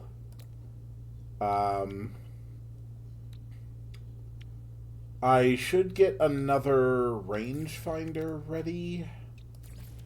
And then the quantum computer is the microprocessor and the antimatter, which are easy enough to make.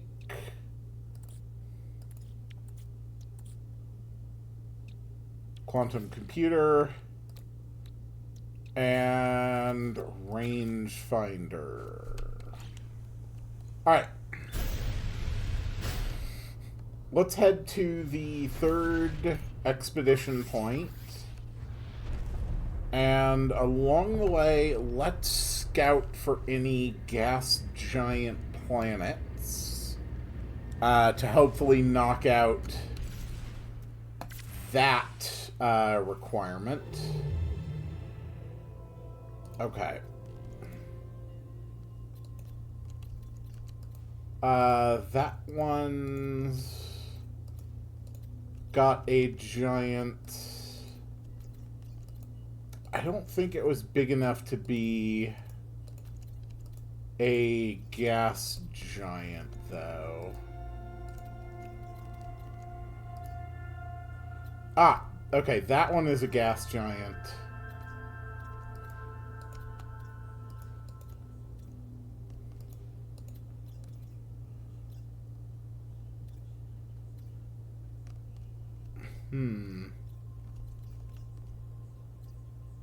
Okay.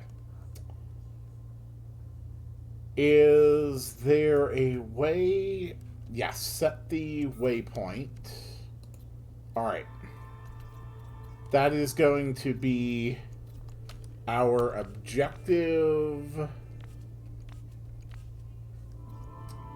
So we want to head to the custom waypoint,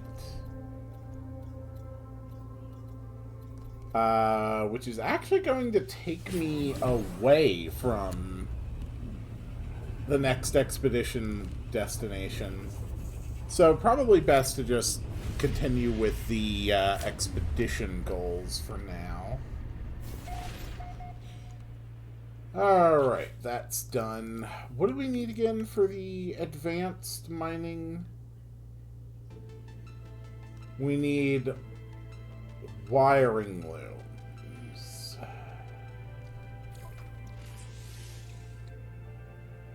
Yeah.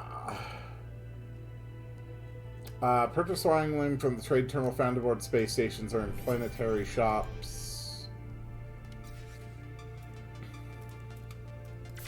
So I was right as far as I could remember. The only way... only way to get wiring looms is from NPCs. Okay.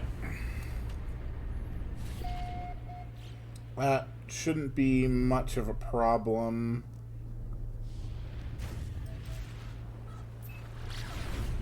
Is every station... Yeah, looks like every station's just kind of broken. Damn. That's okay, though. Gas Giant Hyperdrive has no fuel. I wish we could refuel the hyperdrives from the galaxy map. Okay. Let's go.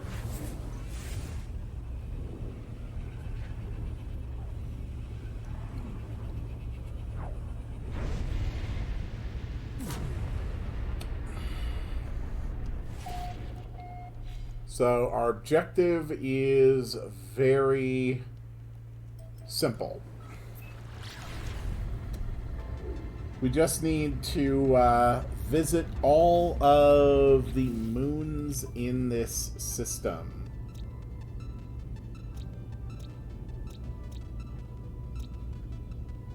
So we are currently heading to Ugo's Drad.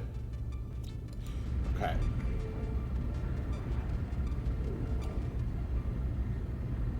We'll just hit all the moons one by one.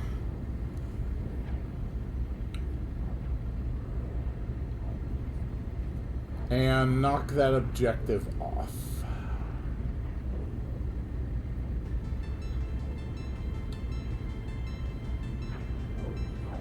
Interesting.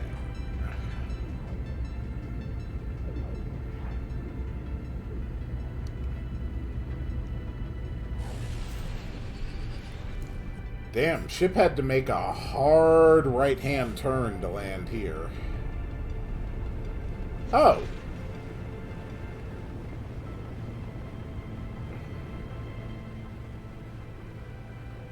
I am right on top of a... Right on top of a trade terminal or something.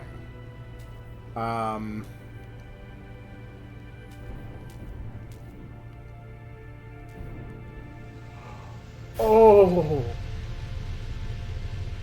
Oh, I never managed to find any of these guys in my own playthroughs. Oh, the ones with the completely translucent skin. Dude, come back here. You've got to count. Well, maybe. I actually don't know if you count as an anomalous companion.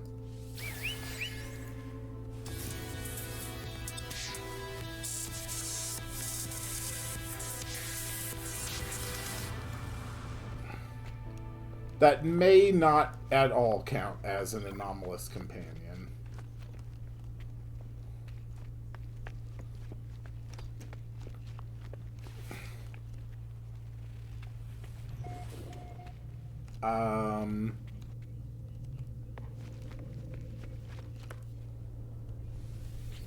Local information.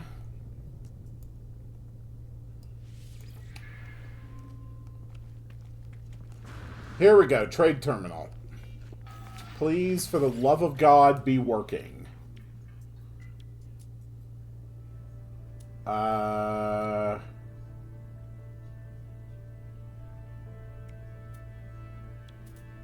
Great. No wiring looms. That's fantastic.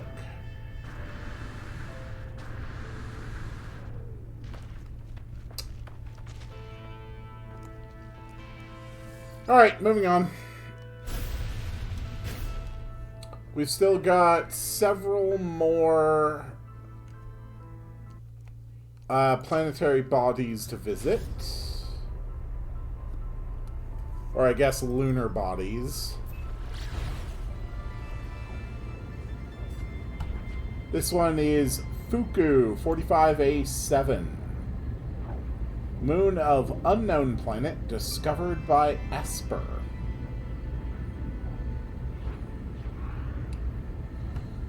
I'm hoping that just visiting all of them is enough to achieve it. I'm assuming... Yeah, it doesn't say discover, it just says visit. Okay. Yeah, visiting them all, not going to be a problem.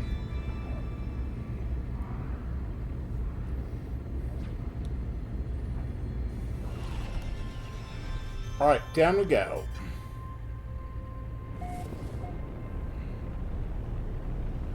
Woo!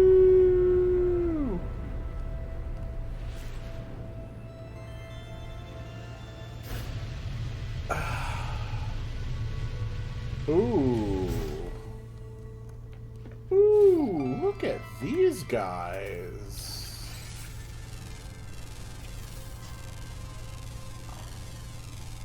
That's an interesting life form.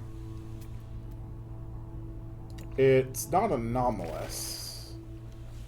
Whoa! Oh, this is my first time seeing bone guys, too.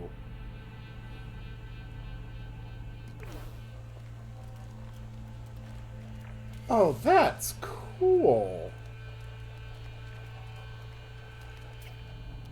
That is really cool.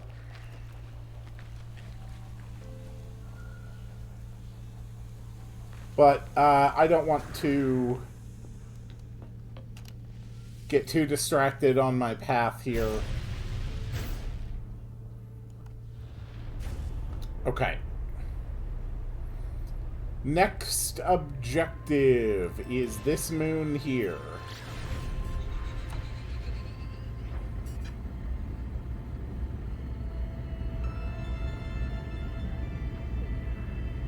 The marked moon, which is something.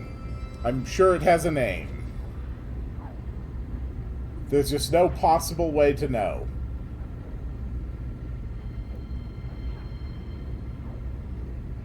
It is Lassos Lassos.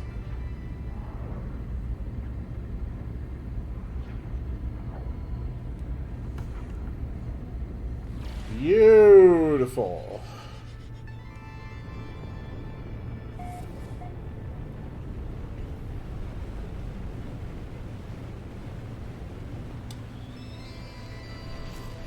Okay.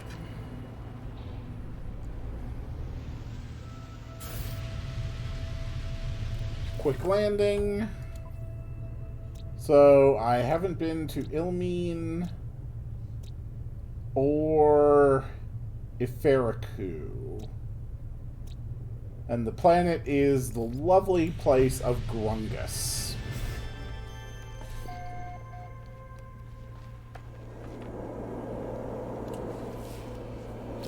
I don't suppose there's any nearby structures. Nope. Alright.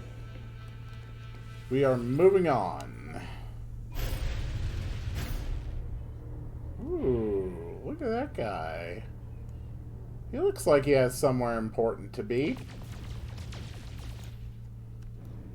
I completely missed him with my weapons. This is truly sad. That might actually be the other moon I haven't visited yet. Let's top off our tritium and our launch thrusters.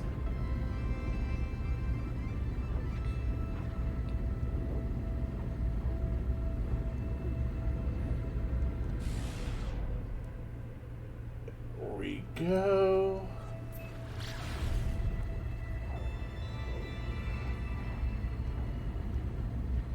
Nope, that's Fuku. Okay. Well, that's fine then, because we'll just head to the marked moon. Which is going to take a while.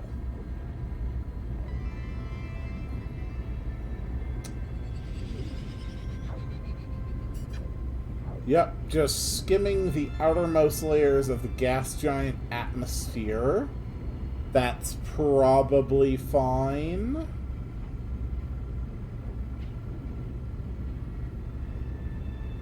There we go. We have passed out of the atmosphere. So before we forget which one, we're going to mark this one next.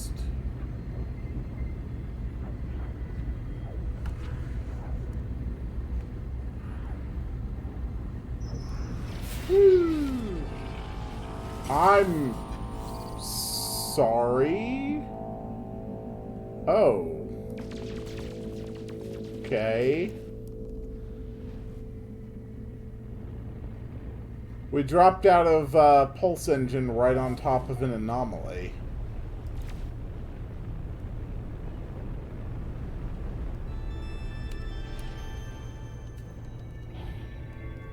Okay.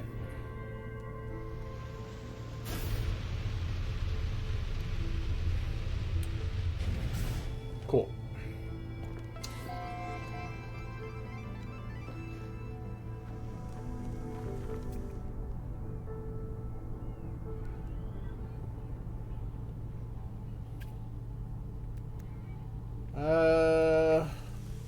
Alright, well, that was a fun visit.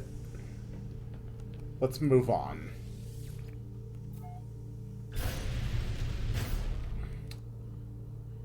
We just need to head for the last planetoid.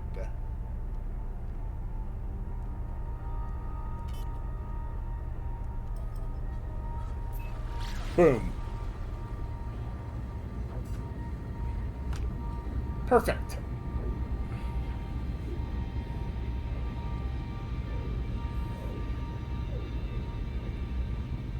I never thought I would have a run where, like, my primary limiting problem would be lack of wiring looms.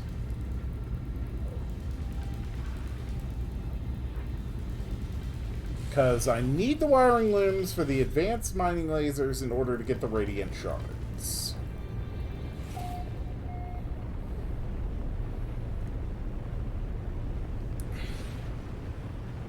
Okay.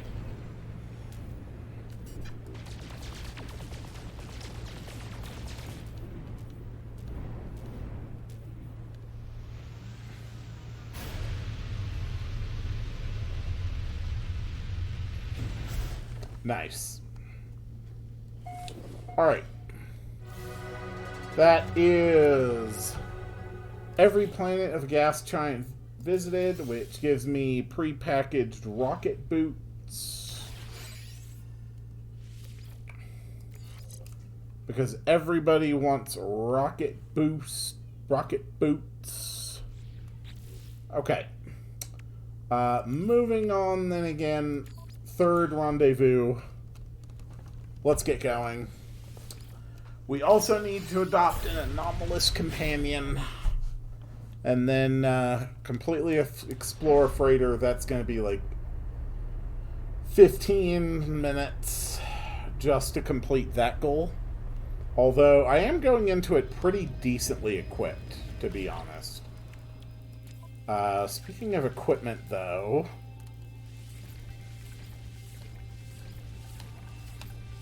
yeah, let's go ahead and stock up with more ammo than I could ever need.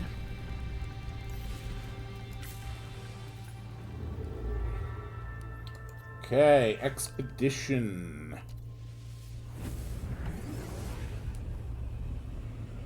Go, my silly little ship. You really shouldn't leave the back door open.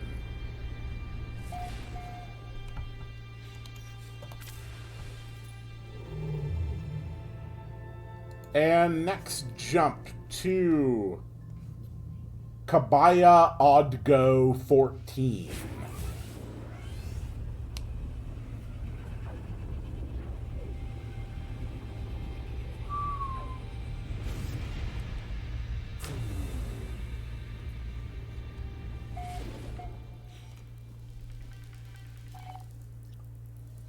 Okay, rendezvous system is over here. What do we actually have in this area? Gamma intensive, supercritical, corrosive planet, abandoned moon, boiling doom.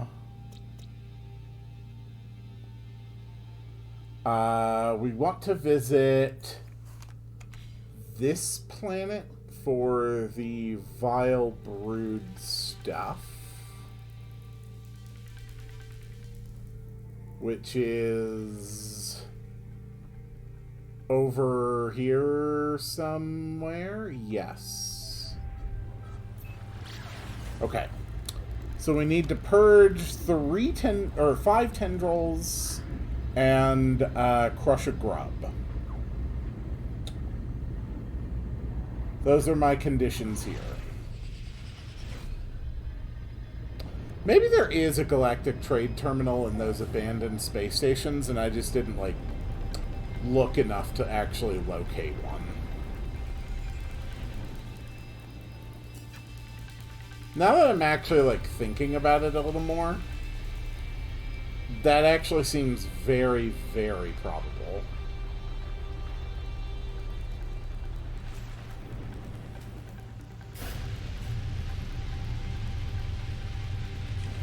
Okay.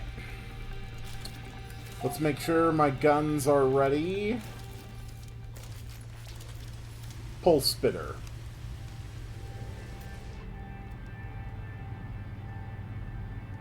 Alright. What do we have around?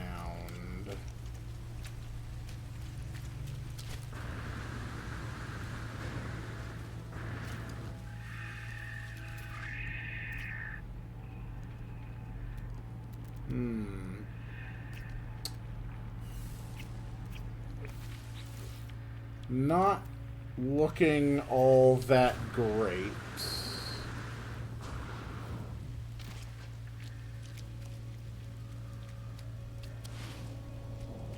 I will start looking around, trying to find tendrils and grubs.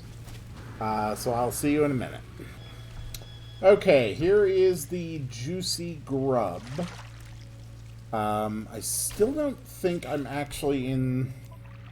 I might not be in the right system for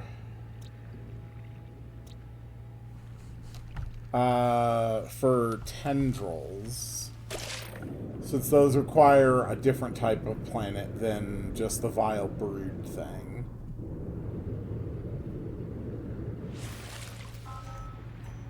Alright. So, first things first,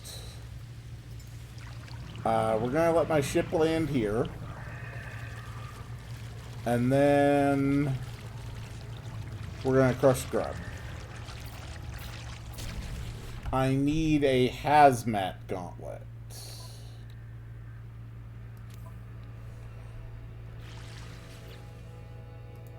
God damn it.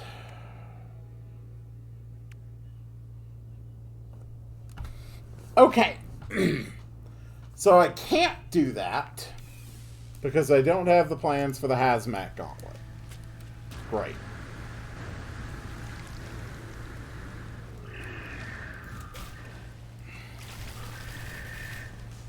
There. Maybe that'll be enough.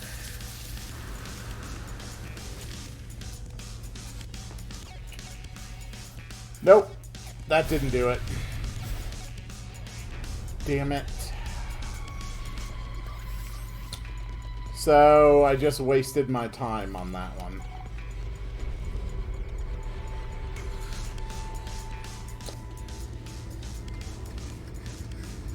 That really pisses me off.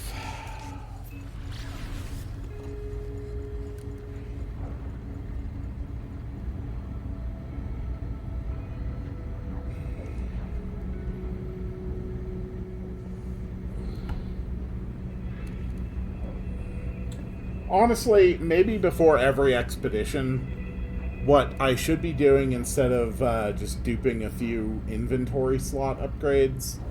Maybe I should just be duping, like, a crap load of salvaged data and just bringing that onto every expedition so that I can just go to the anomaly and unlock, like, everything. Because I absolutely hate when I get walled like that on objectives. It just really bugs me. And since I've basically been putting off this expedition for a week or so, I mean, you may have noticed the countdown, so yeah, it's basically finish it before I go to bed tonight, or this just isn't going to get done.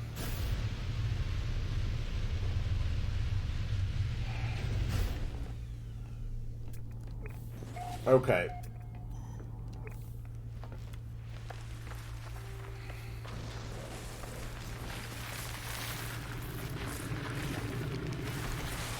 What on earth is... Oh. Well, there's the tendrils.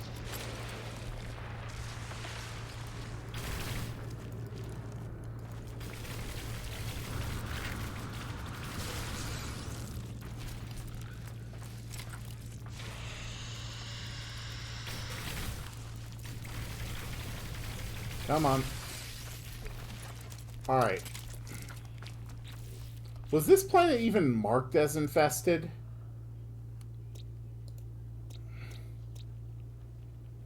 No, it's just called a boiling doom. Okay, well, at least I know I can get the tendrils done from here.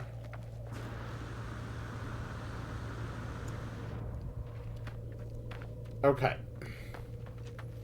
Let's go, go, go, go, go. Okay.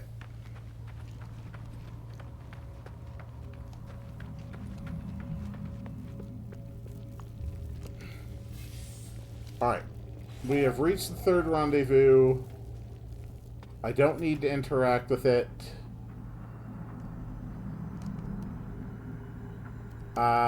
But I do need...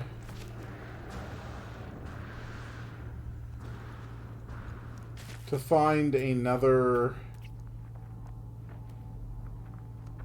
Titan worm burrow. Oh. There it is. Okay. We're gonna have to cross this valley to get there. Shouldn't be much of a problem.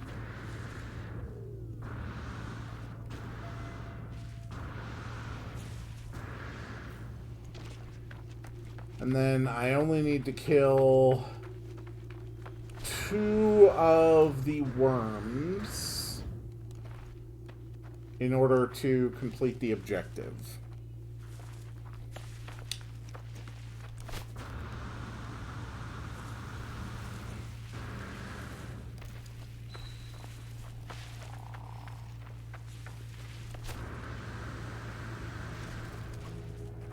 Okay.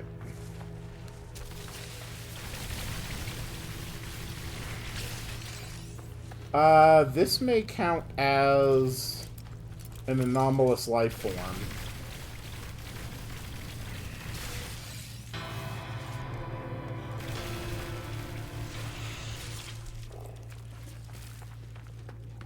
Hold on, where are you at, you bouncy boy?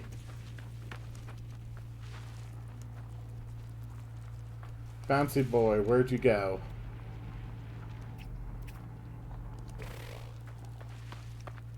Here we go. Hi. Would you like to be my companion? Do you count as anomalous life?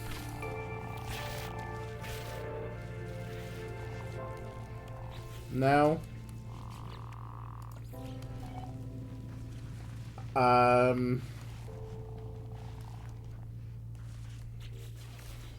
Okay.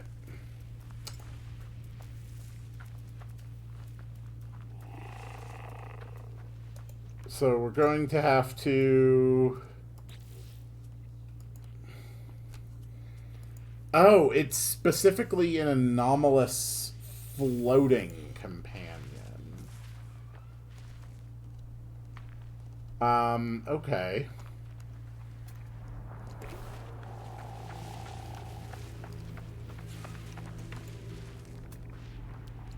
So probably if I can catch one...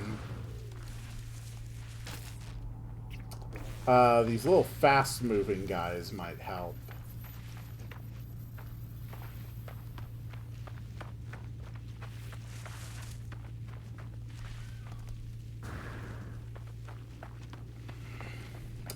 Maybe.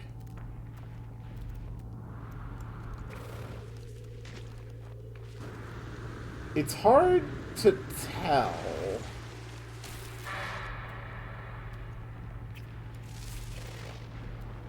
I mean, they do just kind of fly, but they also burrow.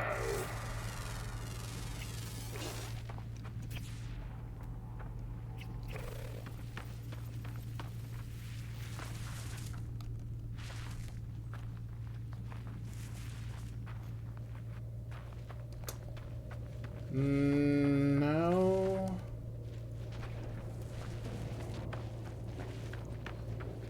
Hold on, I spotted...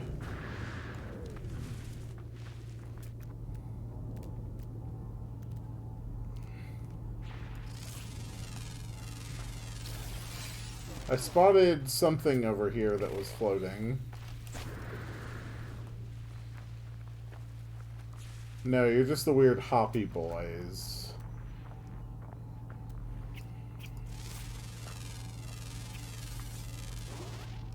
Those are just regular flyers.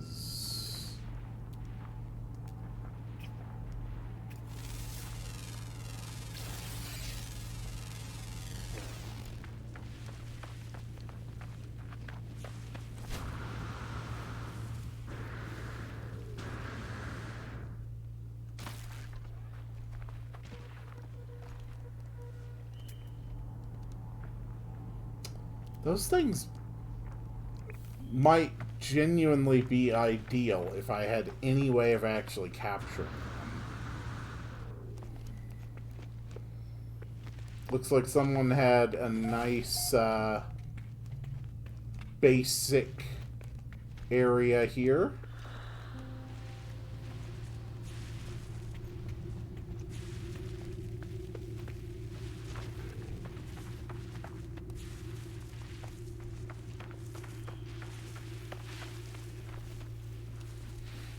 Yeah, there's just no way I'm gonna get a hold of those damn things. Alright, that's fine.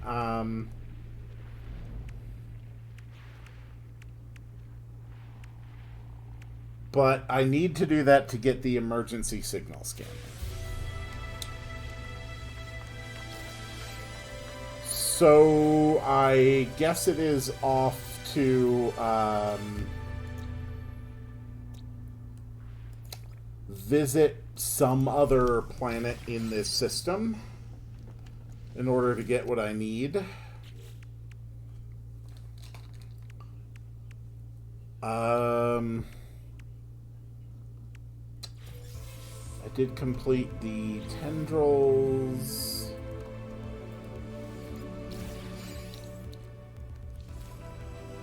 We got a scatter blaster upgrade, personal force field,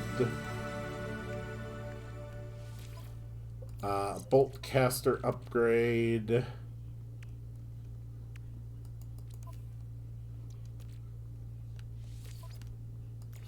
Okay.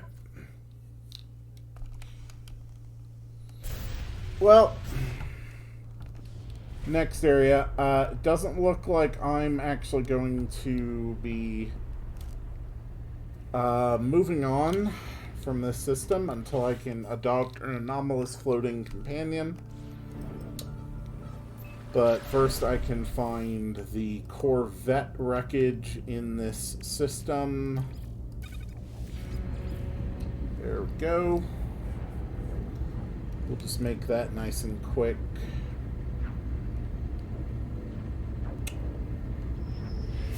Okay.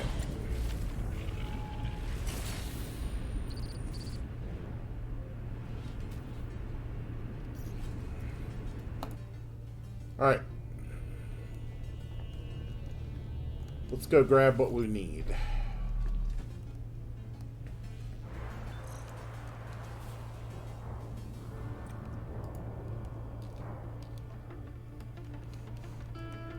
Perfect.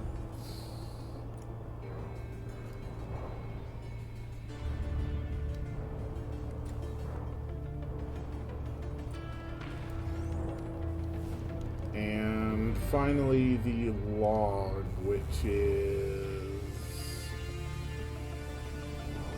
here. I really shouldn't be automatically decelerating.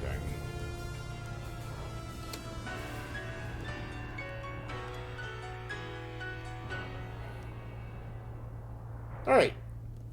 So that is another success. That gives me a paralysis mortar. Again, these just go into the starship storage. More starship storage. Okay, so I will cut here, and I will come back when I find the anomalous floating companion that I need. Okay, I got one. I had not realized that the system I was in was not a purple, so I went to a purple system, and I adopted this guy, so... This is Genevieve. They are my new pet. And this planet also happens to be dissonant. So, that is good for the emergency signal scanner. As well as some various... Honestly, screw the scatter blaster. Yeah, I don't like it. But we do have the advanced mining lasers, so we can get the radiant shards. I am already up to 4 of them. The salvage expedition is going to be most likely the most involved task that I still have to do. So, I will see you after I get my radiant shards and I am ready to actually proceed with with that task. Okay, there's my 16 radiant shards. So that takes care of that. Starship launch fuel plus a pulse engine upgrade. Alright. Let's get out there and explore a freighter so I can go back to the expedition world so I can crush a vile grub. The rest of that's real easy. 4th rendezvous, find the ship once more, spacewalk into a black hole. Yeah. So, should be pretty simple.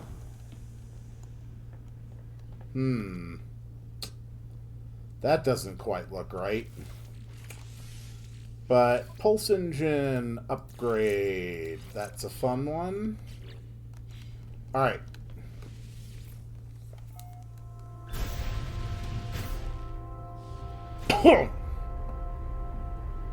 Alright, let's go completely explore. Is it going to be complete exploration? Yes, completely explore derelict freighter. Okay. So hopefully it will actually cooperate pretty decently and give a not terrible layout. First, we got to actually use the Corvette landing zones. Unlike on the last expedition, where I did not realize that the Corvette landing zones had teleporters.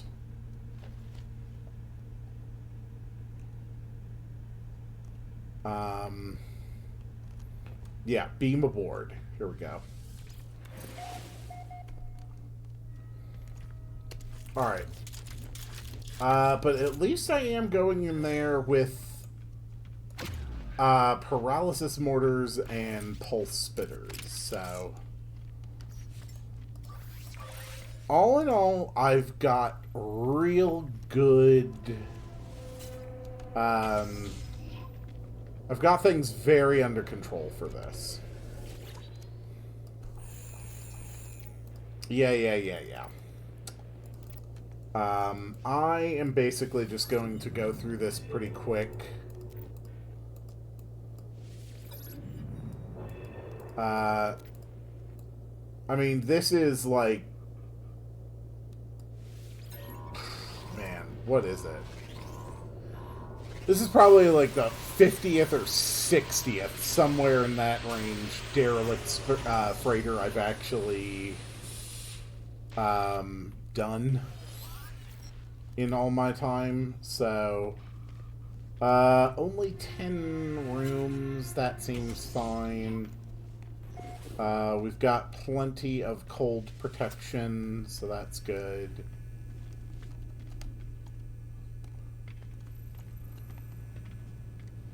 We do want to find a crew manifest, captain's log, and, of course, the engineering unit. So, hopefully the layout likes to, cooperate. Alright, records terminal. Yep, crew manifest. Yeah. Cool, update the bioscan. All the crew are dead. Alright, that's one thing recovered.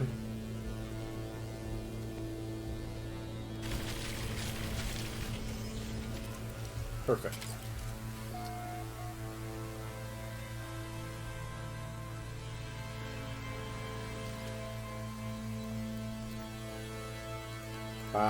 Log snippet. A heating unit that is attached to the ceiling for some reason.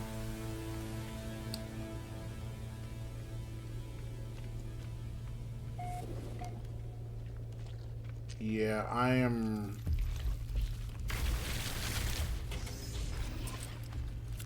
really not worried about waking this thing up. I am in a perfectly good situation to handle things.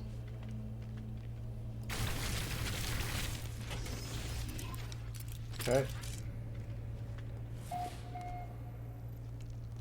This is crew quarters. Yeah. Just some basic log stuff.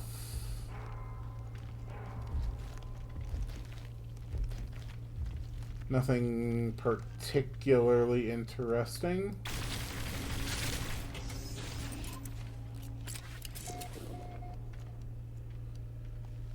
Okay, main cargo bay. Let's see.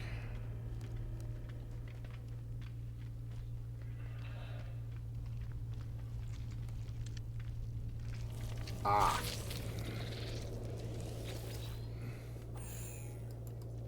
Secure mainframe. The captain's fate is unknown.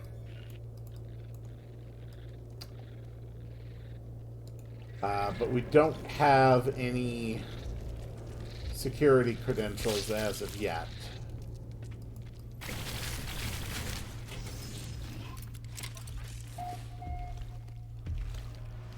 Let's see.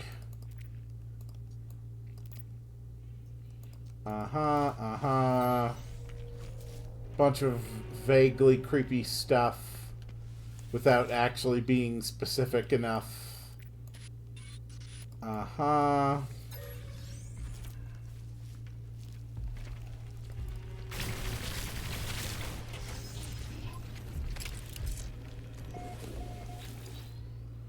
And even more. Okay, good. That is some basic security credentials. This is the engineering control. Let's extract the nanites. Very nice. So now we just need to go back and recover the captain's log. And then there's only one final zone that we haven't mapped. And we'll be on our way out of here. And pretty sure I know right where the place we hadn't gone yet was. Okay. Yep, log in as the navigator. Read the captain's log. Yeah. Uh-huh.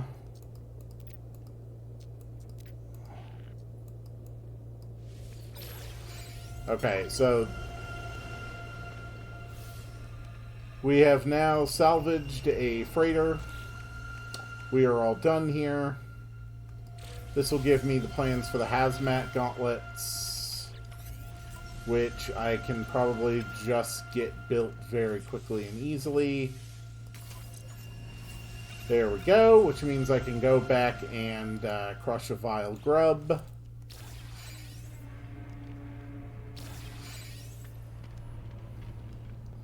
So, great. We have completed another major milestone. So, I'm going to head out of here, go back to the expedition world, get a vile grub, and, yeah, I will pick back up when I'm ready to do that. So, see you in a minute. Alright, here is a nice juicy grub. Grab that and pop it. Cool. Alright, objective complete.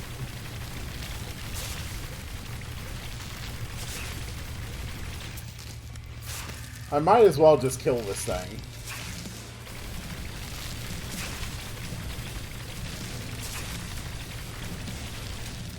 I mean, it really doesn't seem like this brood mother is concerned.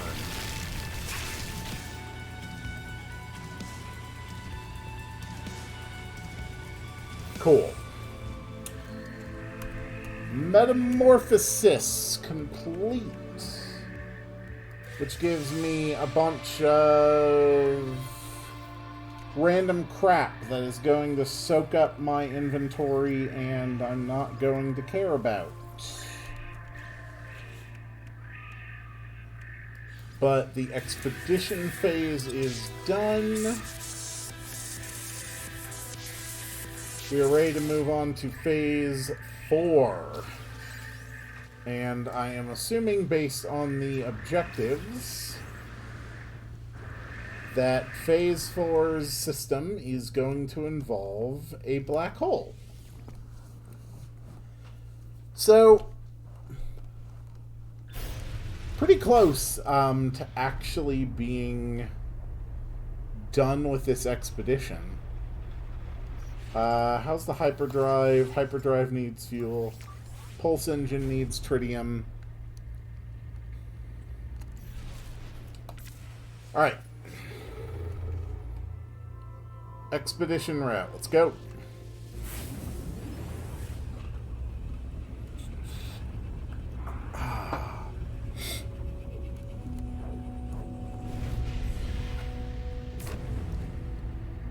I have to finish it tonight. No matter how long it takes, I have to finish it tonight. And I'm not in the best physical condition for it.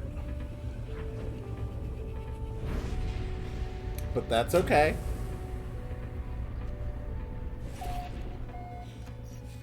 That is okay.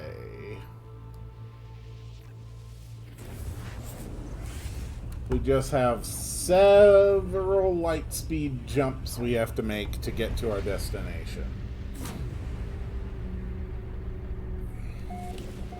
One nice thing about an abandoned world, and I'm pretty sure this is just abandoned, no random freighters getting attacked that you have to save.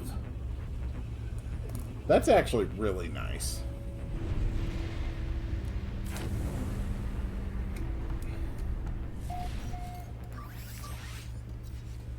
Okay, and here we go.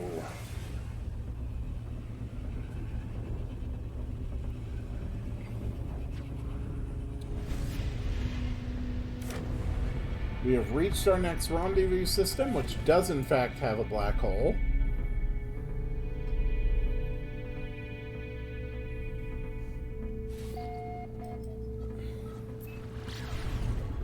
So let's see what we need to do to knock this out.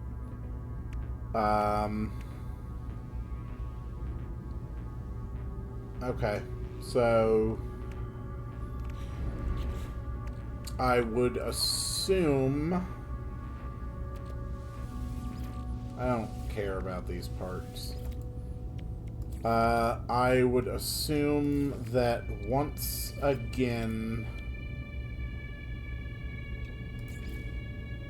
we are trying to create...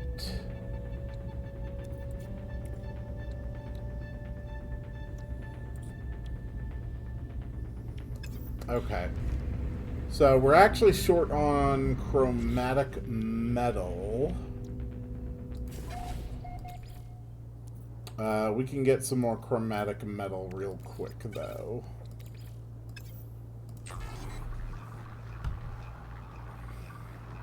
There we go. That's plenty. Okay. So, microprocessor, quantum computer,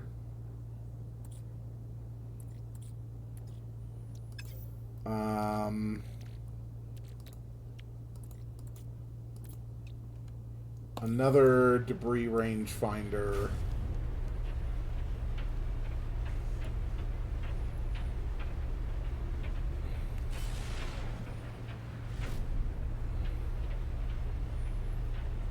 Okay, that is way too obnoxious. It brought me in way off angle. There we go.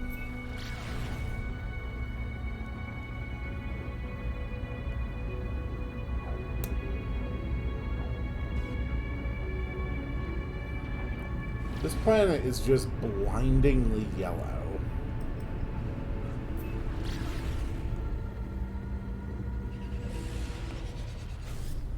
That is a genuinely absurd planet. How do my phase beams work? They work very well is how they work.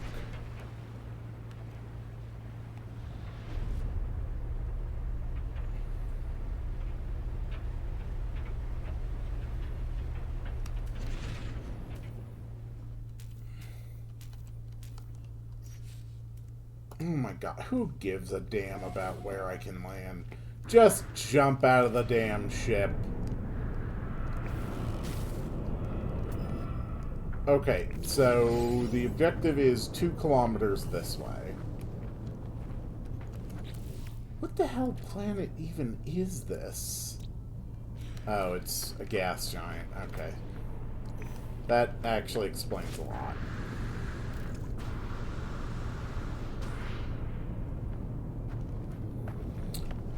That's okay.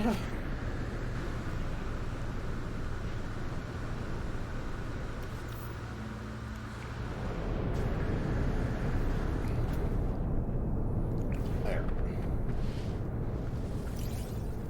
Go, go, go, go, go.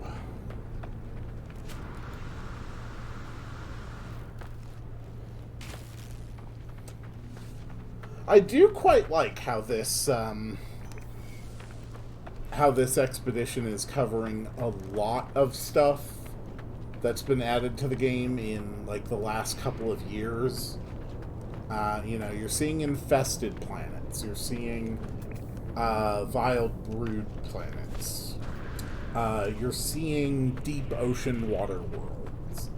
You're seeing gas giants. You're seeing anomalous creatures. Actually, quite well done to sort of showcase a lot of this newer stuff, I think. And it is a lot better than the last expedition. The one that came with the introduction of Corvettes. That was genuinely the most frustrating expedition I've ever done in No Man's Sky, and it genuinely felt less like a showcase of new content than it did just a showcase of all the different ways that the new Corvette system was horribly optimized. It was just like a checklist of all the places to go and all the things to do to show you where Corvettes would actually be more bothersome than regular ships. And I actually do commend them a bit for that design. Like, it can't have been easy to successfully showcase every single failure of the new Corvette systems in a single expedition, but by gods, they definitely achieved it with the last one. This one still has a few issues as well, but not nearly as bad. I think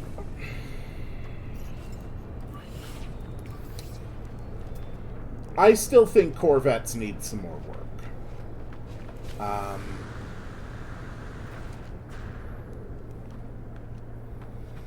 I think they are just very, very clunky. And while there's undoubtedly an incredible, satisfying novelty in crafting your own ships like that, it's just... oof.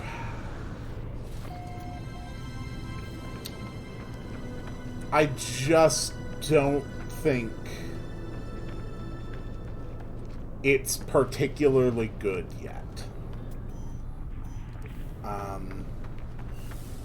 That's really what it boils down to.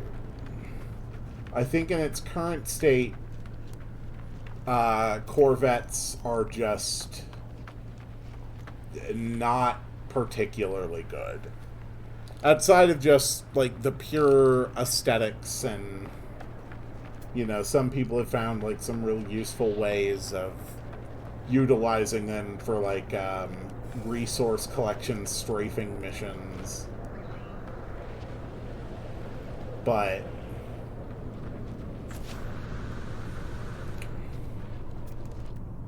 I really just think they're too clunky the way they are now.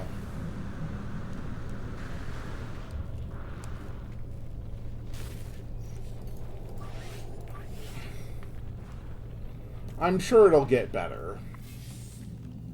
Okay, that is Rendezvous 4.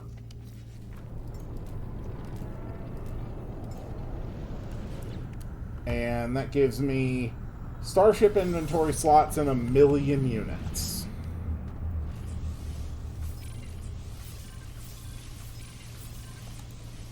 Sure, that's fine. Alright, debris rangefinder. Let's go. Let's get out of the atmosphere of this God's forsaken planet.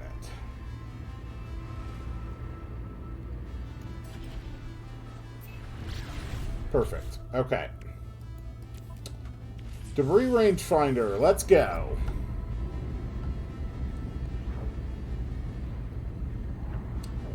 What do we got? Is it going to be another identical looking Corvette crash? I can't believe it. It's another identical looking Corvette crash.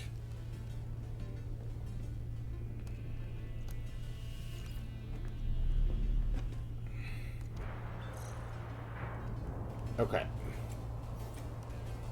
So the only thing I really need is the log, which is right here. Cool. There we go.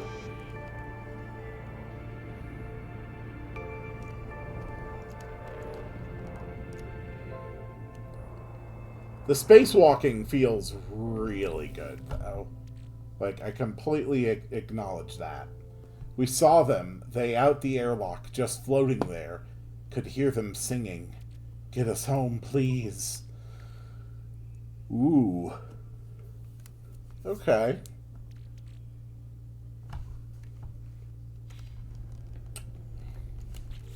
Alright, well. Into the black hole, I guess.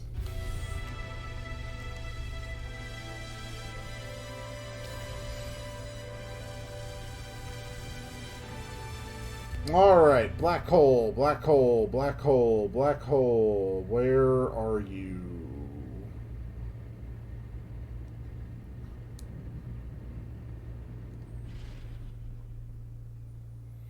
Are you pointing toward a black hole or toward the wreck? You're pointing toward the wreck. Okay. You always arrive in systems near the space station. So if the space station is on the other side of the planet, the wormhole should be there as well. Since that is where I saw it when I first warped in.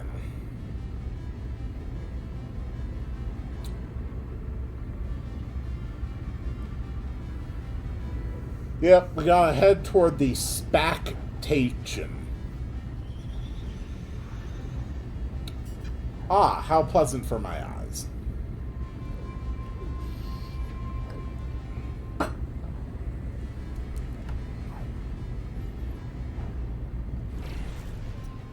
Okay, where is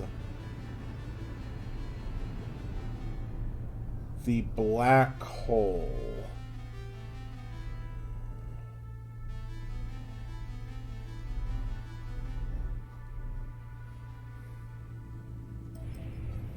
I don't actually know. I can't spot the accretion disk anywhere.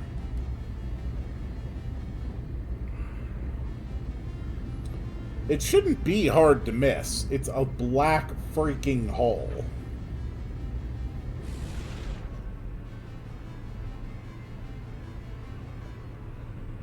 You know what? Honestly, there. Okay. Where is this thing?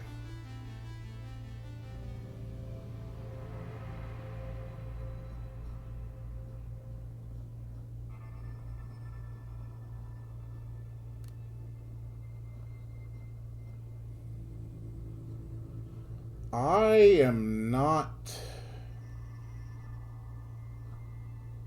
seeing any sign of it on this side of the planet.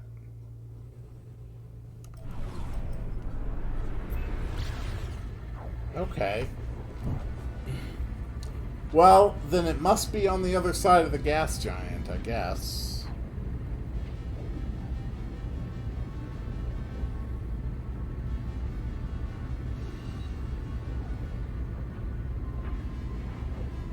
How do you lose a black hole?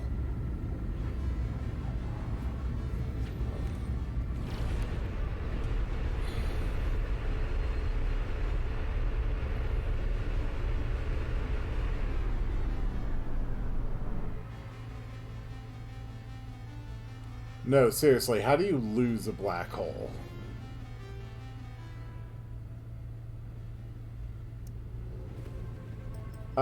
We've got other people's ships out this way.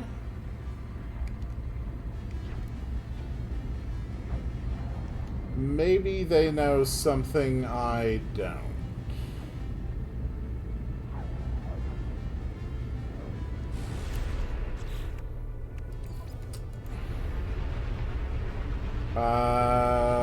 Not that I can see.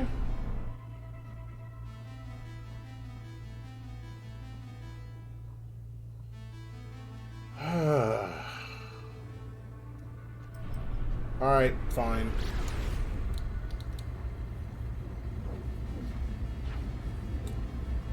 Then we're just... yeah, we're just gonna have to fly to a completely opposite side of the gas giant.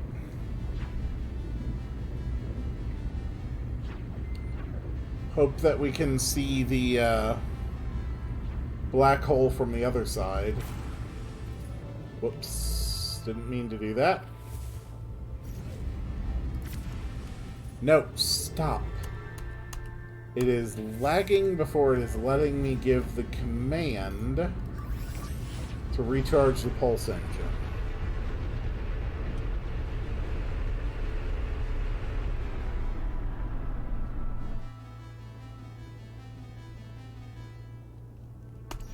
Oh my god. I have no clue where this goddamn thing is. You know what?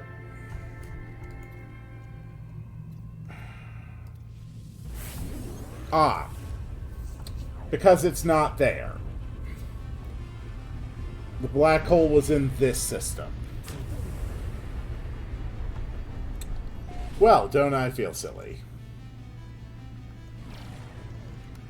So, this is probably suicidally stupid.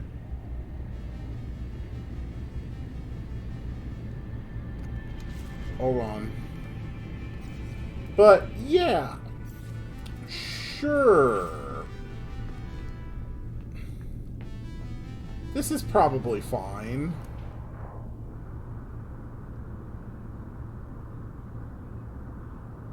I have no idea how far I even am from this thing.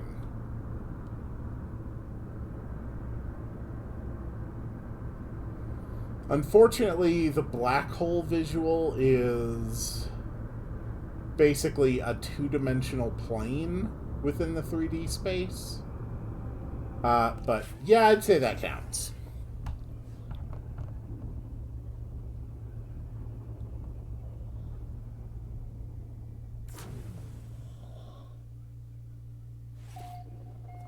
Okay.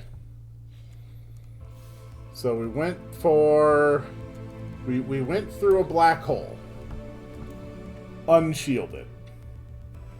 Memory fragment inventory. Ooh.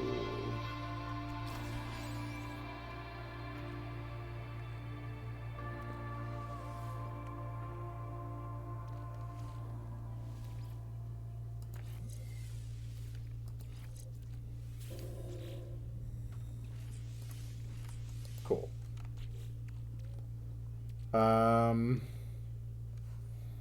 Where was the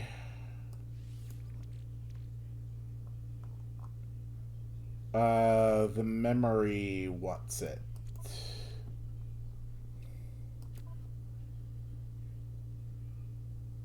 I'm not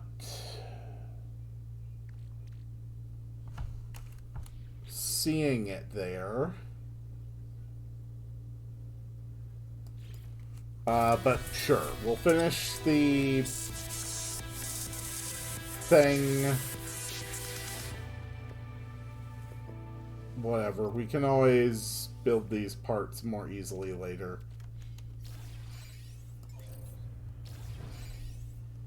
We're just going to call our ship, upgrade our ship,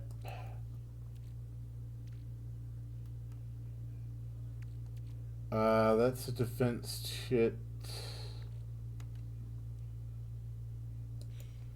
Okay. Reach the final rendezvous. And where would that be? And how many jumps away is it?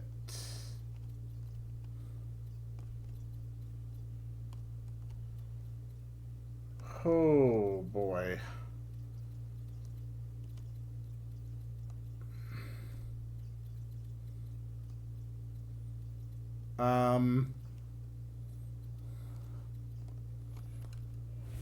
That might be completely removed from my current location.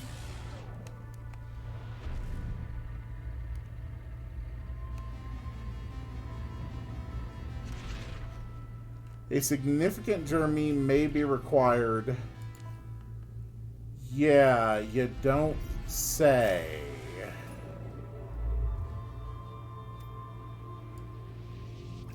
Alright, screw it. So, a big problem with having a jump through a black hole mission in an expedition is that I have no way of knowing if I am closer to my objective now or from the previous system before I dove into a black hole. And if the previous system was closer, I could potentially be tens of thousands or more light years away. And that means many, many, many hyperdrive jumps. I truly don't know.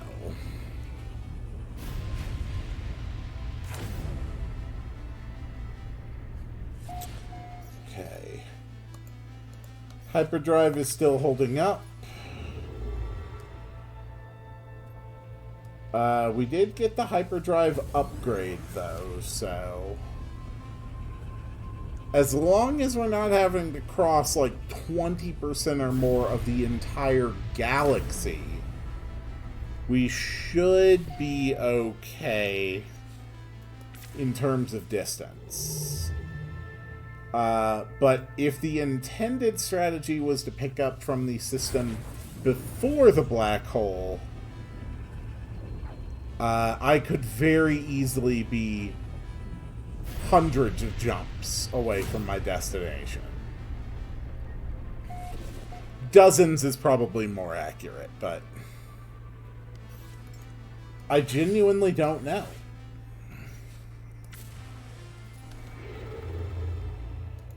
Okay, how...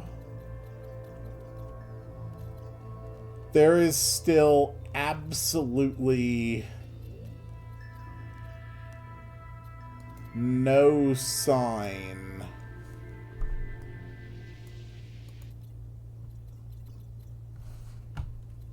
of how far I have to go here.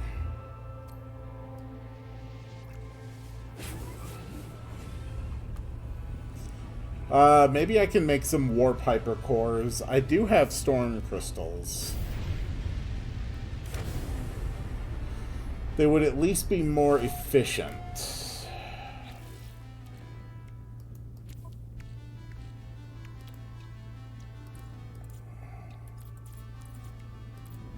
I don't have... Great. Okay.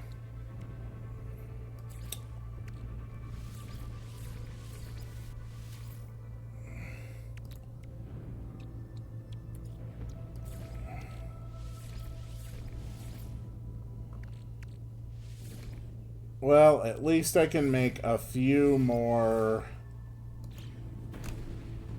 warp cells. Since it's looking pretty clear that I'm going to need them.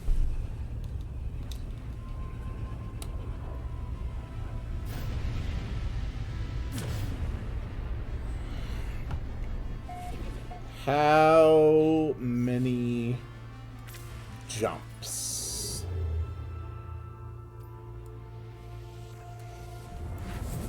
How many times through hyperspace?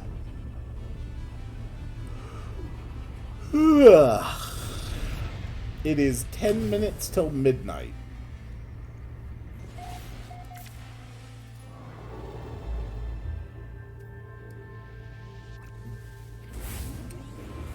Oh boy.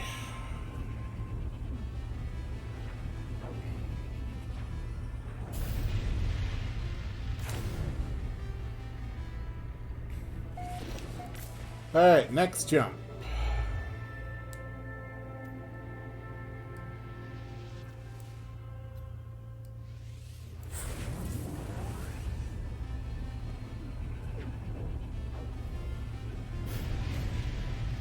Really starting to feel like I was not supposed to try to reach the last rendezvous point from the system after the black hole.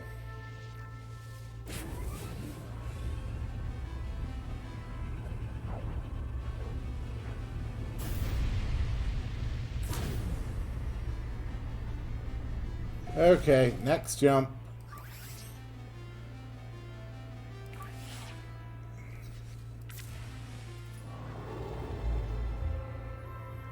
Alright, how are we doing? Goes from there to there. It is vaguely in this direction.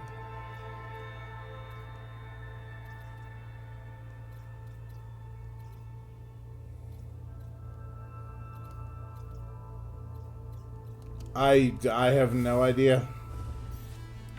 I have no idea how far I need to go.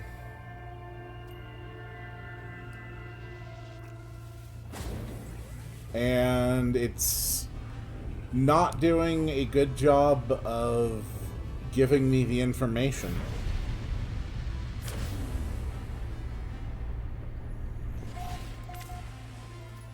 Without the information, I can't make an informed decision.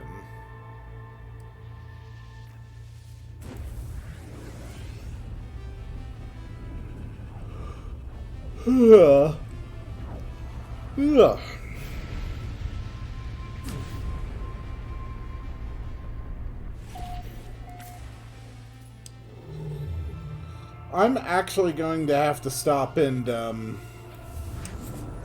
dupe more warp cells before this journey is over. And I don't even know how many I'll need to dupe. Probably best to just get like 80 of them at this point.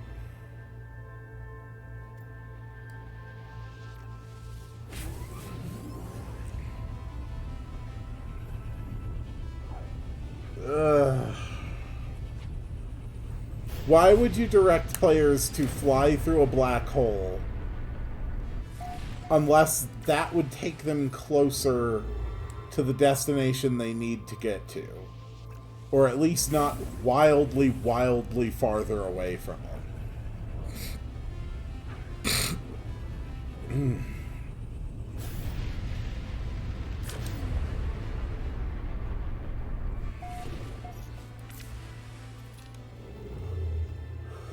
Ugh.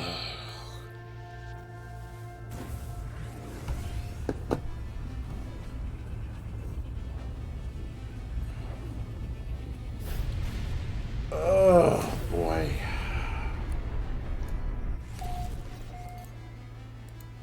Alright, we don't need to recharge just yet.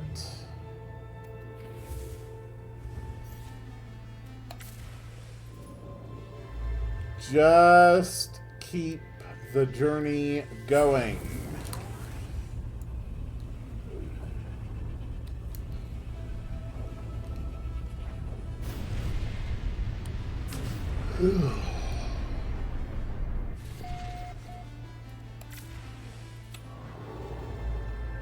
Next. And this is the system where we're actually going to have to stop and take a break in order to dupe up more cores. So, hooray. Cores can go right there. Honestly, most of this stuff we're just not going to have any need for at this point.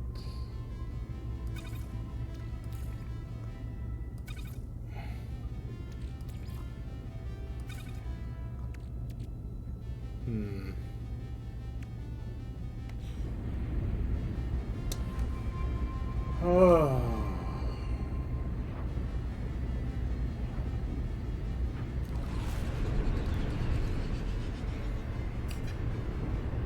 We're gonna need a lot of warp cores.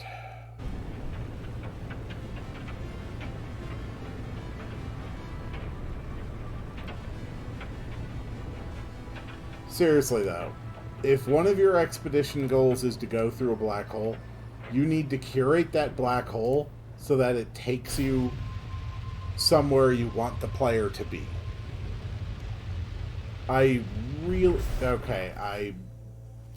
pretty sure I've just landed below the world. Or possibly in a cave.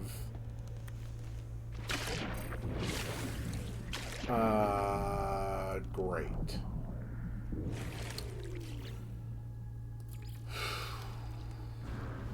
It really...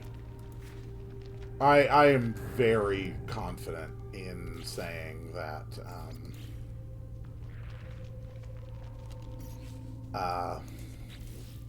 that I was not intended to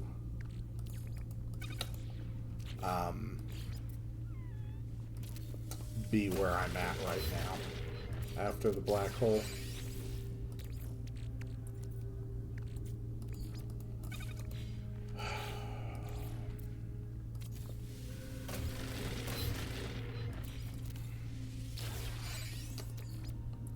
Just annoys me, you know.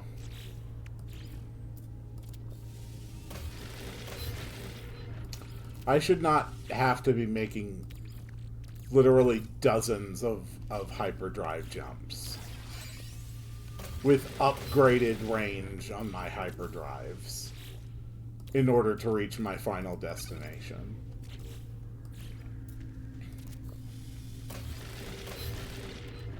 I genuinely think that represents, like, a failure of proper design.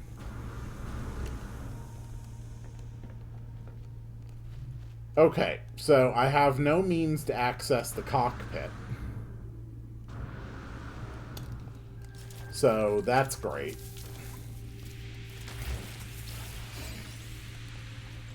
So I'm guessing I need to burrow my way up to the surface.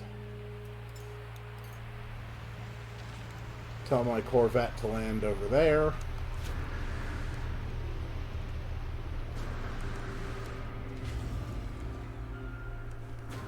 The gravity inversion does make this fun to navigate. I will admit that. Okay. Back we go.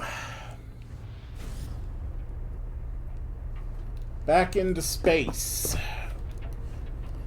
Back into trying to hunt down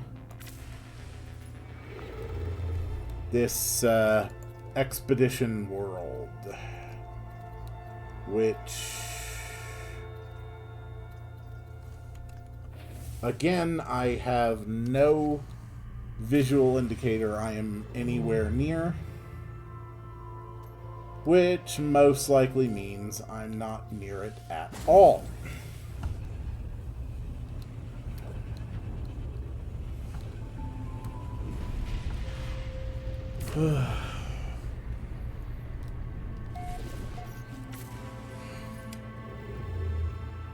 Moving on.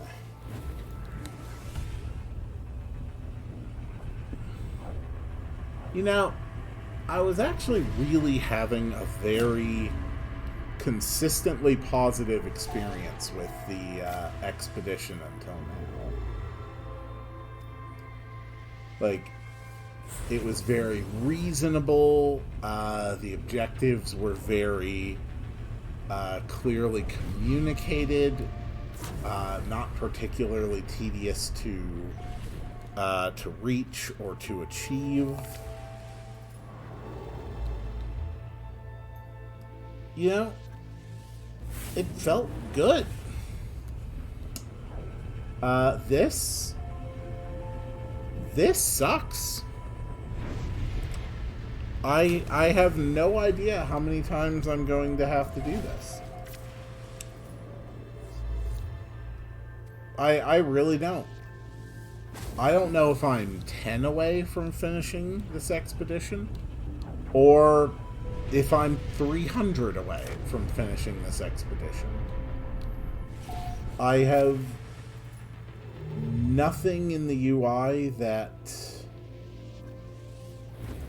communicates to me how far my destination actually is or how many jumps it might take. So I have no ability to budget for it outside of just duping more warp cores than I could reasonably ever need.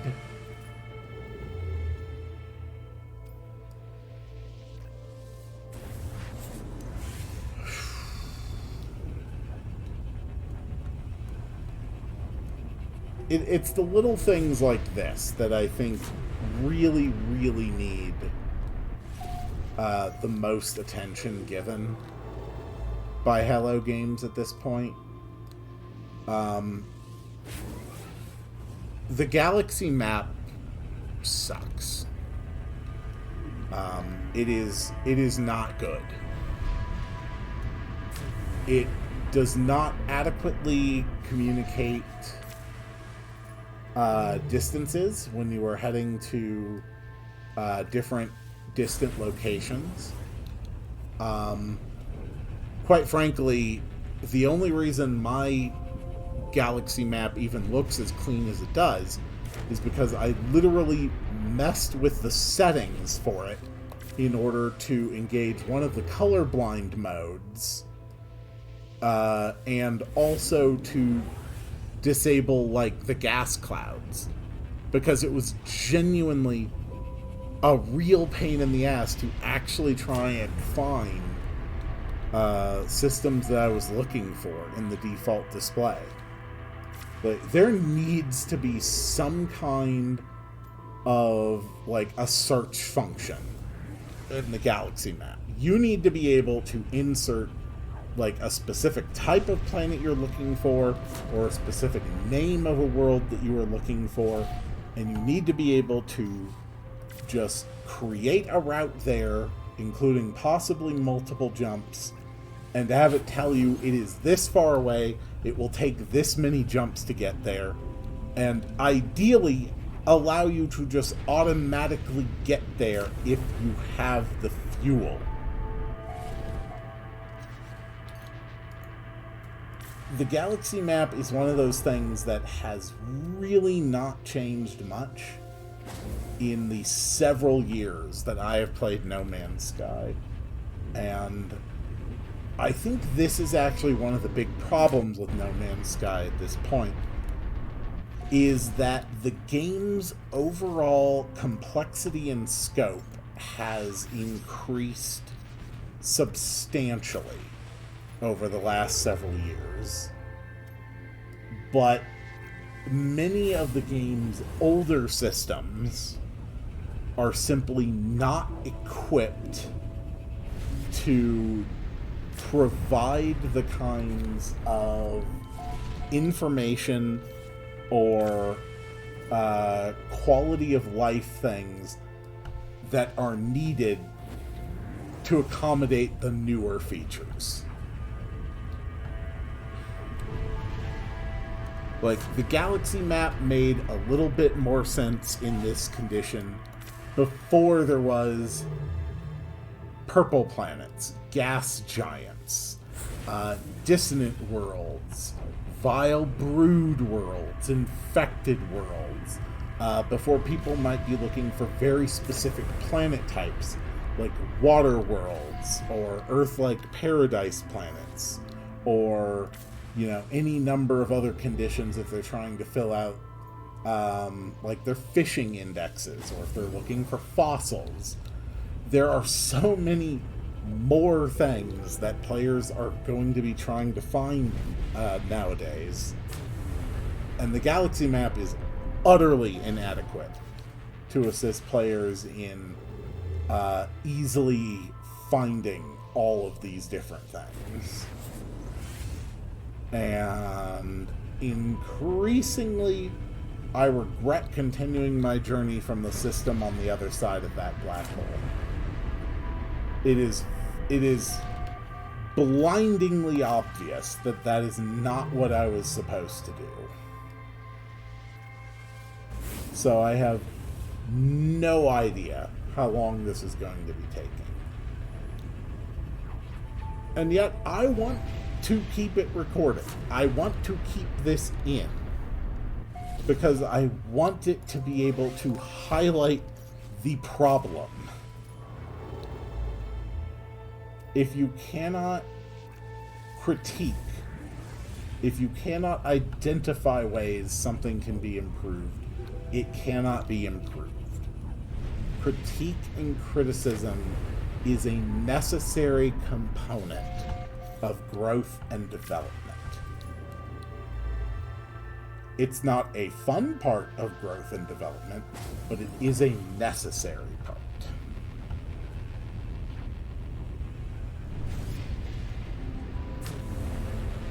Okay.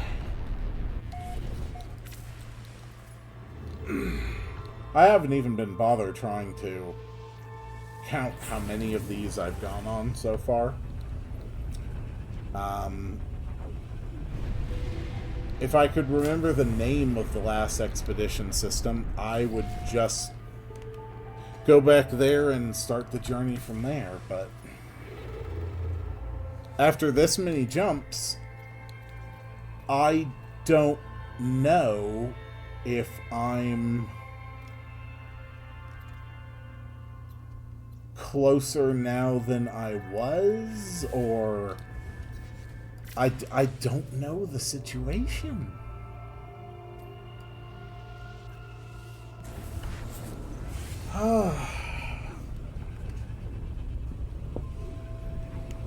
It's so annoying.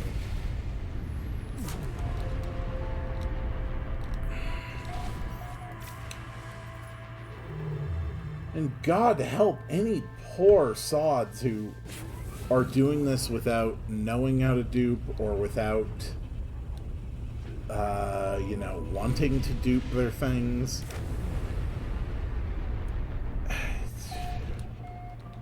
Okay, you know what? Is there just a setting where I can just have, like, unlimited range or something?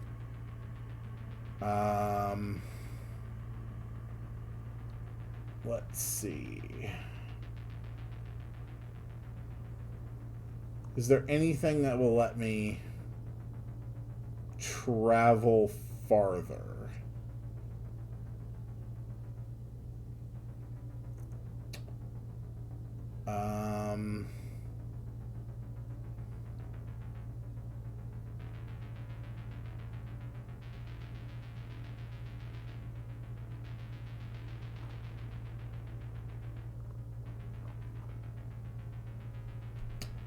Not that I can see.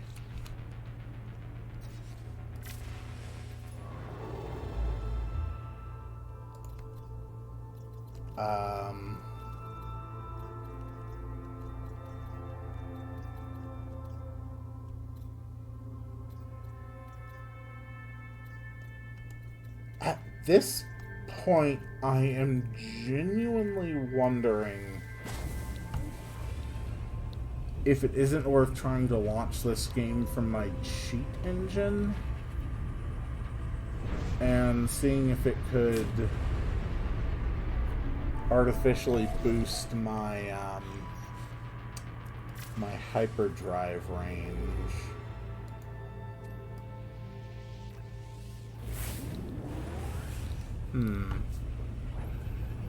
I mean, I can check if there's anything like that in my cheat engine without needing to close the game. So I can at least check. Let's see.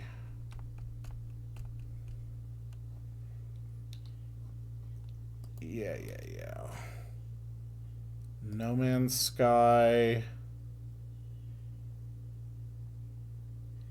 That's inventory, weapons, vehicles.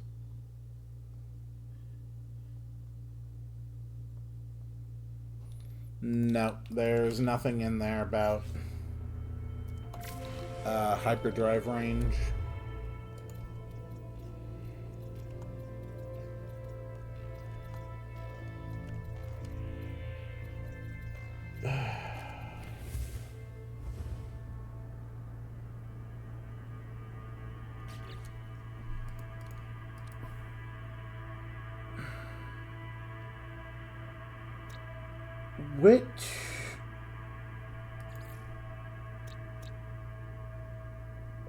Which system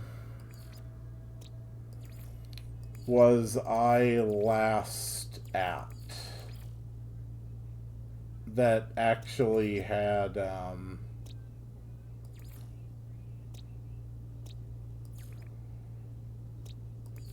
like some stuff?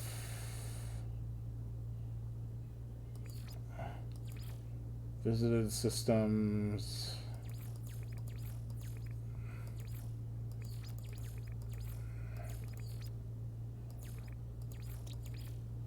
Okay.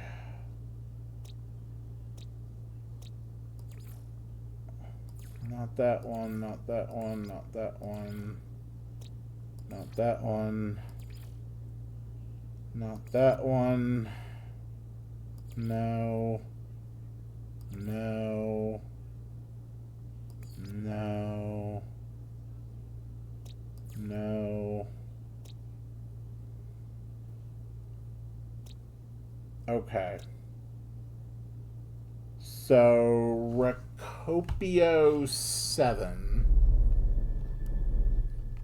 is the last system that I know for a fact was on my expedition path. So, honestly, it takes so long to walk in these abandoned stations that it's actually going to be faster to deal with the lag of just going to the teleporter here in the anomaly.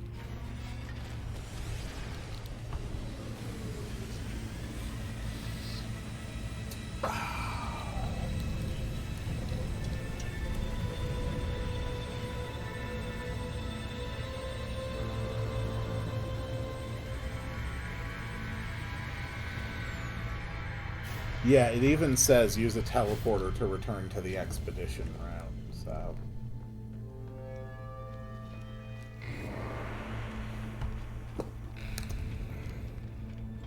That's just...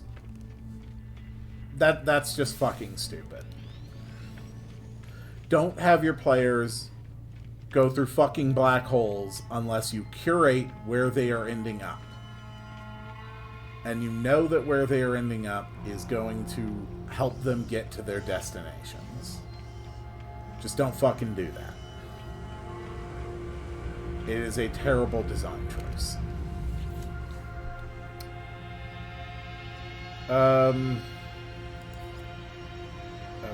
space stations. Rendezvous 5, nearby station. Okay.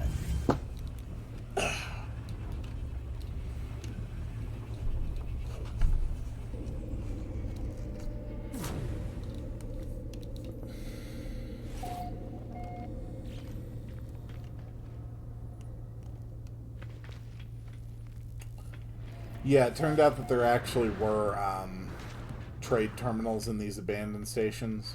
In there and in there. I don't know.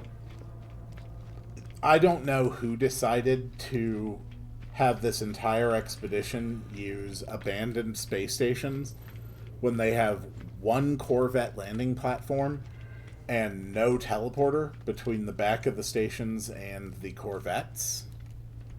But whoever made that design decision was wrong to make it. That was a terrible idea. At the very least, these abandoned stations should have been adjusted before this expedition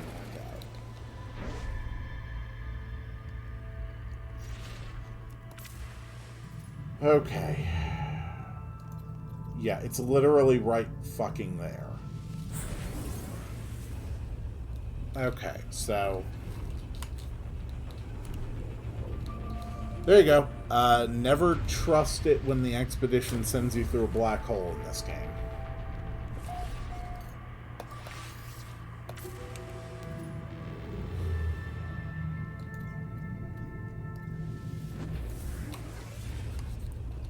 They keep adding more and more stuff to No Man's Sky, and it's a lot of really cool stuff.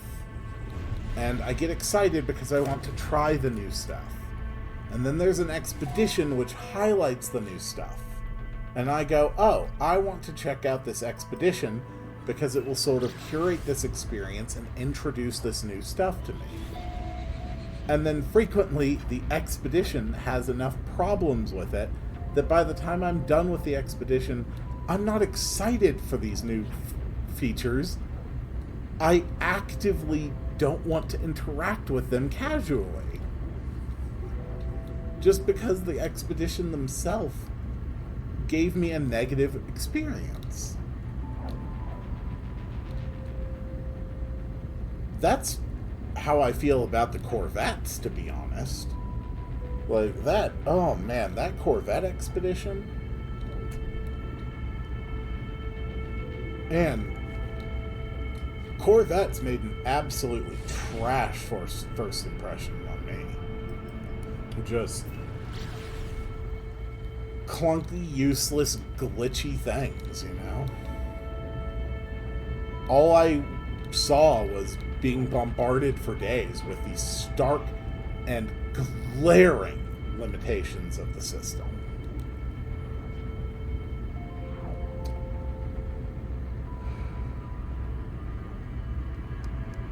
Yep, let's hurry. Let's get to the rendezvous. So, we need to get to the rendezvous. We need to discover 8 creatures on the final world.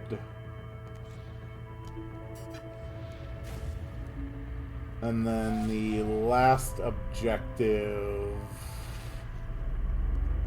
is just to find a thing. Probably to do another, like, debris search. Unless this points me specifically to something different.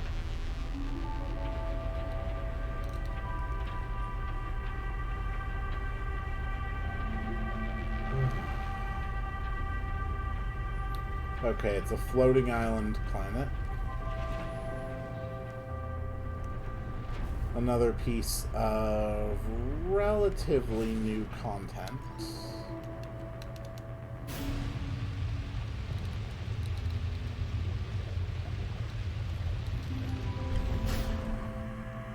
Admittedly, despite the trouble it's given me, this is actually a very good expedition for someone who has like been away from the game for a while and then come back to it to experience. It does a good job of, you know, giving a quick look at a lot of new stuff. I do respect it to that capacity.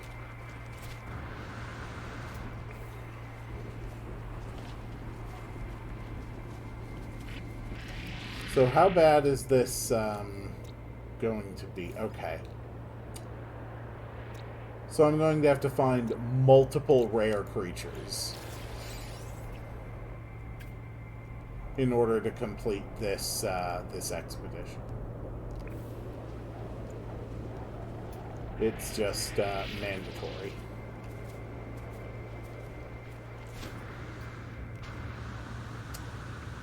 Great.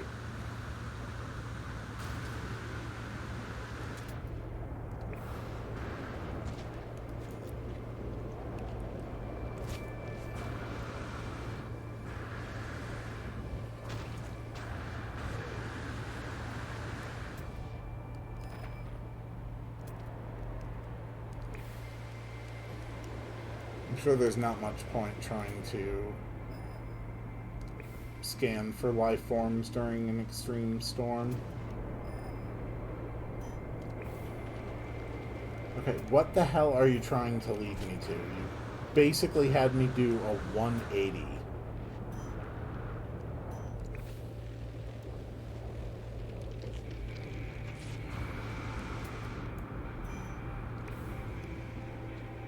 Come on.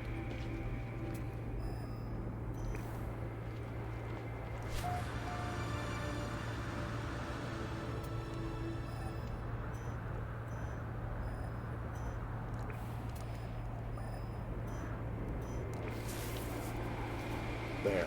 I think I see the target location.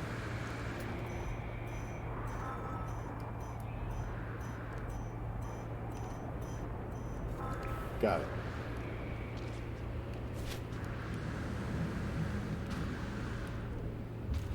I am like immune to the heat here. Okay. That is Rendezvous 5. Which means I have to build another wayfinder. So just get rid of that, get rid of that, get rid of that. Get rid of all this crap taking up space in my inventory.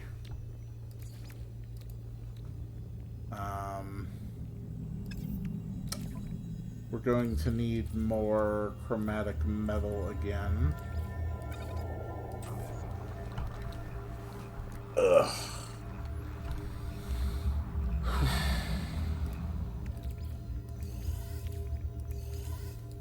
Okay.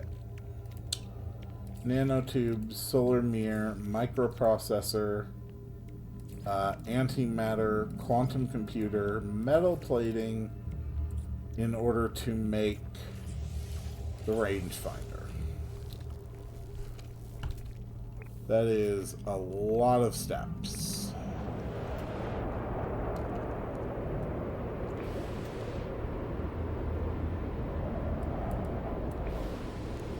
Okay.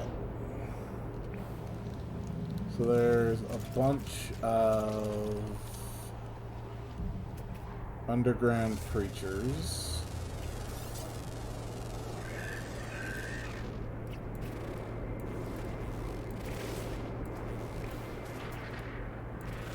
Scan the damn thing.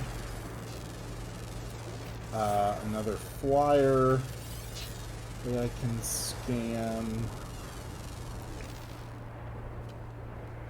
So we're up to 5 of 8 we need. So basically, if we go underwater,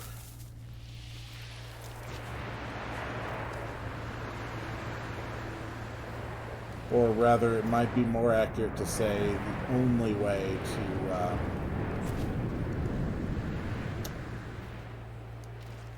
finish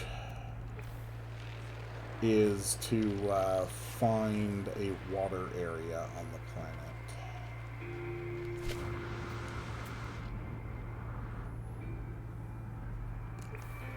Okay, armored clam, so there's water this way.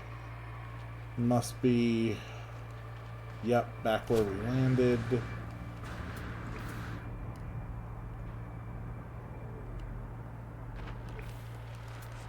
Cool.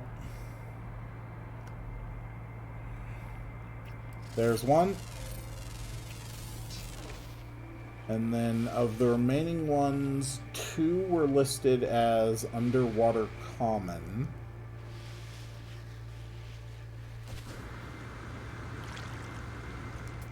So probably not going to be terribly difficult to find.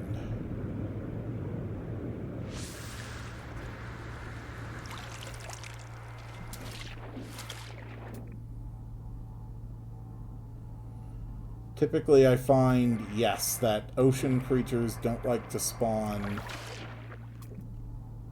until you've been in the water.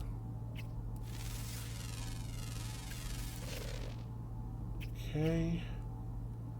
And there is number 8. That is 8 creatures discovered on the final world out of the 9 that are here, with the majority of them being labeled as rare, because of course they are. Ooh.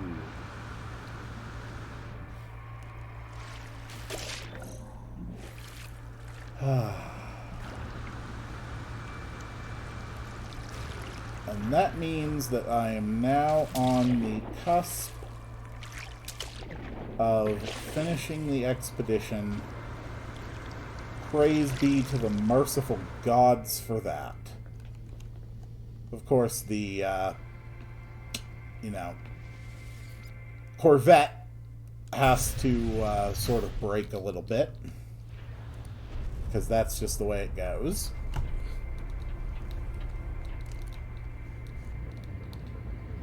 Alright, let's pulse.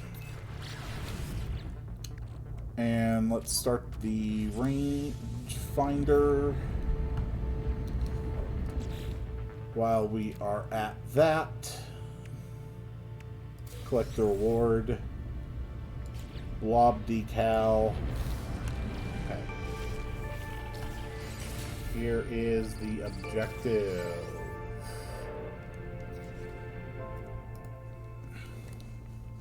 Alright, let's go find it. All we need is...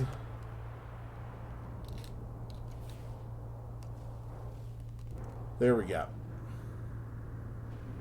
This thing over here. They all followed the music one by one. The lights called them alone now.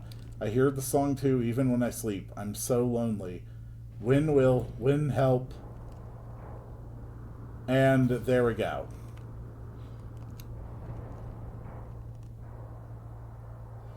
You know, they keep trying to represent this as like a universe that's filled with like eldritch horrors and whatnot.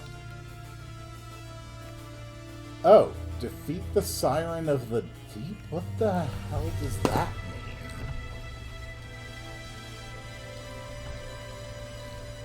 mean? And to be fair, there are a lot of like, you know, clearly eldritch inspired things here. Catch the Spawn of Arcadia. Okay. So, water planet detected in the local system. That's a rainy planet. That is a sub-zero moon. It's an azure planet.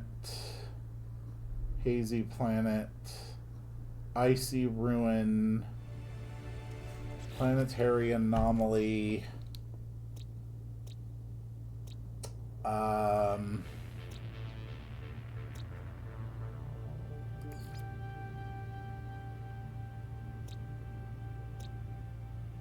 So probably the Azure planet is my objective, if I had to guess. I don't know. I guess we have to go kill something now. Because I'm a hero. And that's how heroes do things.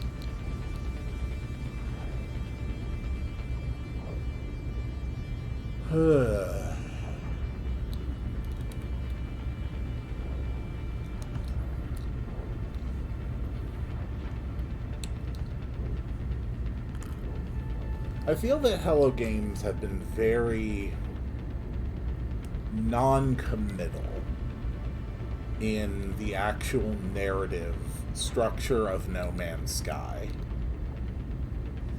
which is understandable because it is essentially built on a procedural generation system for its worlds, for its logs, for its stories, bits, and everything. But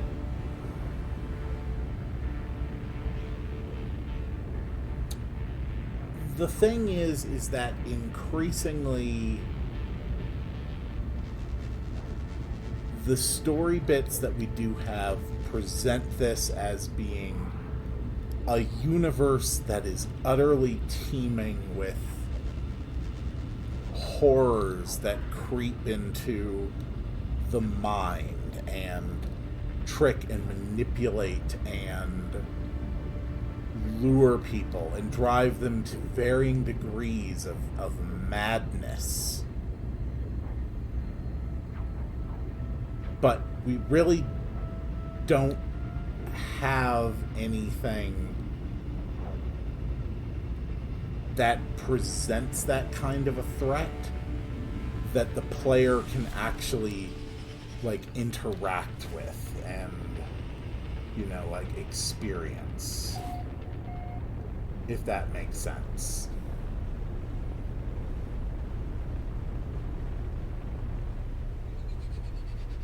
Okay.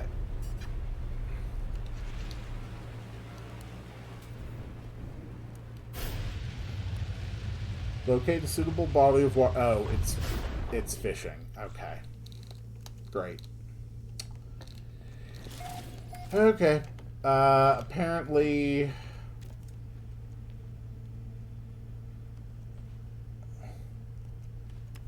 Apparently the final mission is just fishing.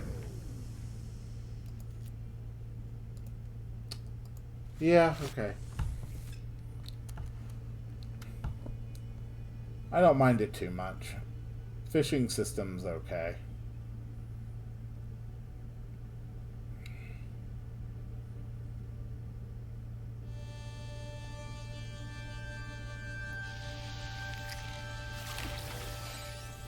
But how am I going to actually do that?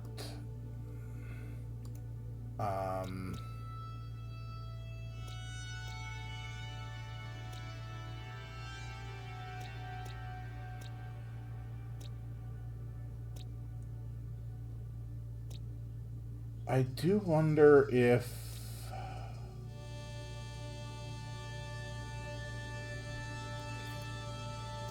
the rainy planet wouldn't be better.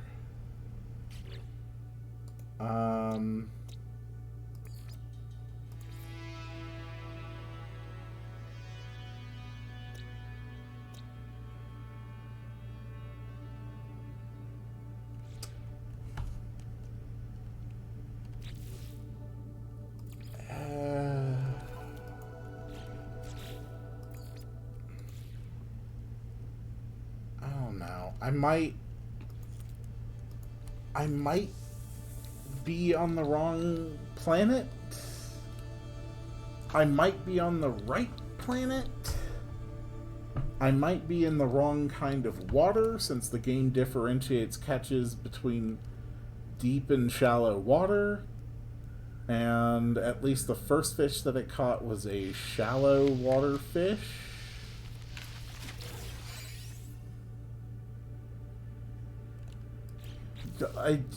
I genuinely don't know.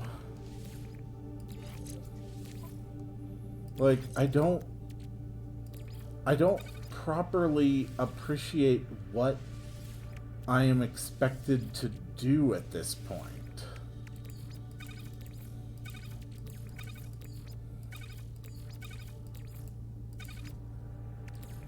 And The expedition guidance is not being especially helpful.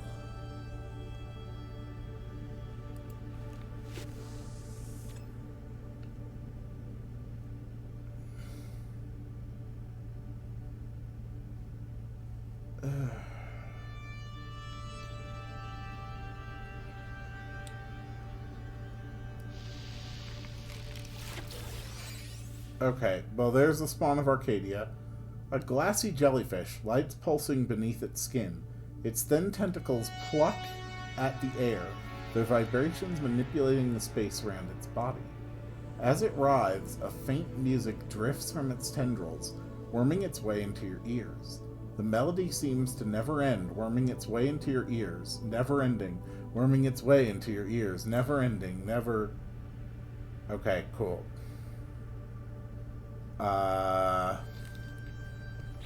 Do I interact with it? I don't know if I do something with it or not.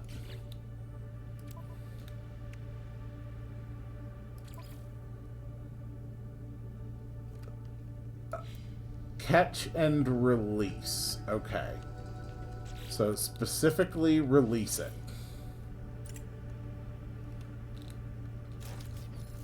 Okay, are you an enemy?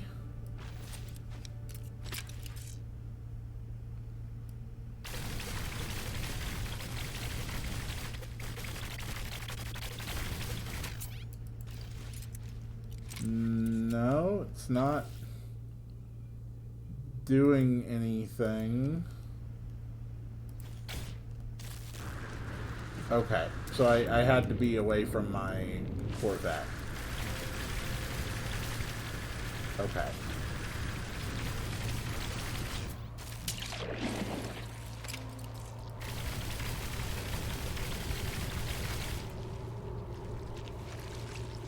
Paralysis mortar. Paralysis mortar. Ow. Paralysis mortar.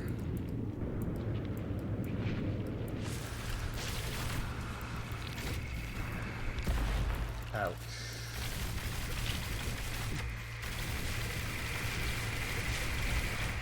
Okay. I beat it, I guess. Okay. I think I'm done.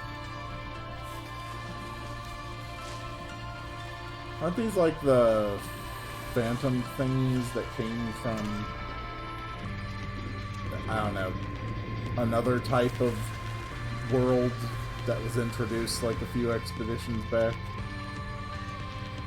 I think so. Alright, let's get the hell out of there. We finished that. We get some fireworks. We finish the phase. And then we finish the expedition,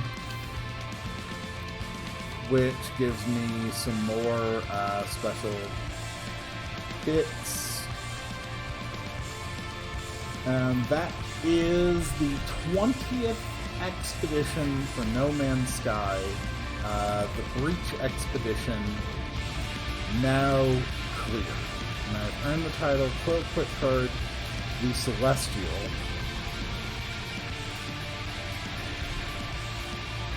Ugh. You know, that is not the worst expedition I've ever had to have done. Like, that's probably not even in the top 5 worst expeditions I've ever had to do. If I had returned to the expedition path earlier there toward the end, it would have saved a lot of time. If I'd remembered that Vile Grubs require hazmat gauntlets, or, you know, if I had remembered to check for trade terminals in the abandoned space stations. There were a lot of ways I could have approached this that would have streamlined the experience considerably and probably taken more than an hour or even an hour and a half off of the total time investment. And that's on me, but nevertheless, I think it was fine. Let's put some of our stuff to go back, like my multi-tool expansion slots. I don't really think there's anything else. Ugh. I don't really think there's anything else I got from this expedition that was, like, really worth the investment.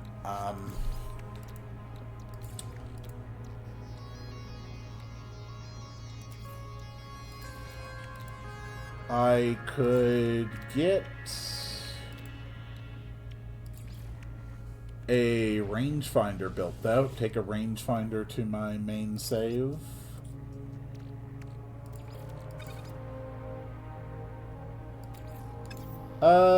Sure, that's fine. End the expedition, and we are good. Alright, that was the Breach expedition. Let's see what kind of rewards I get for that.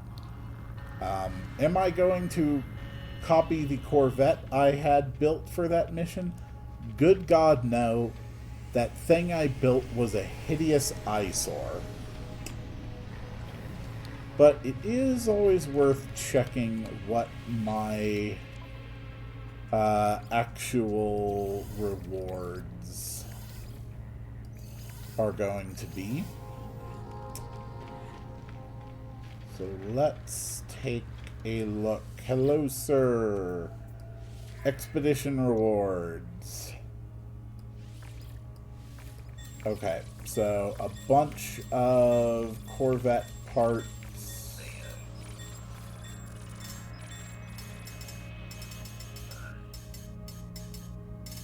Cool.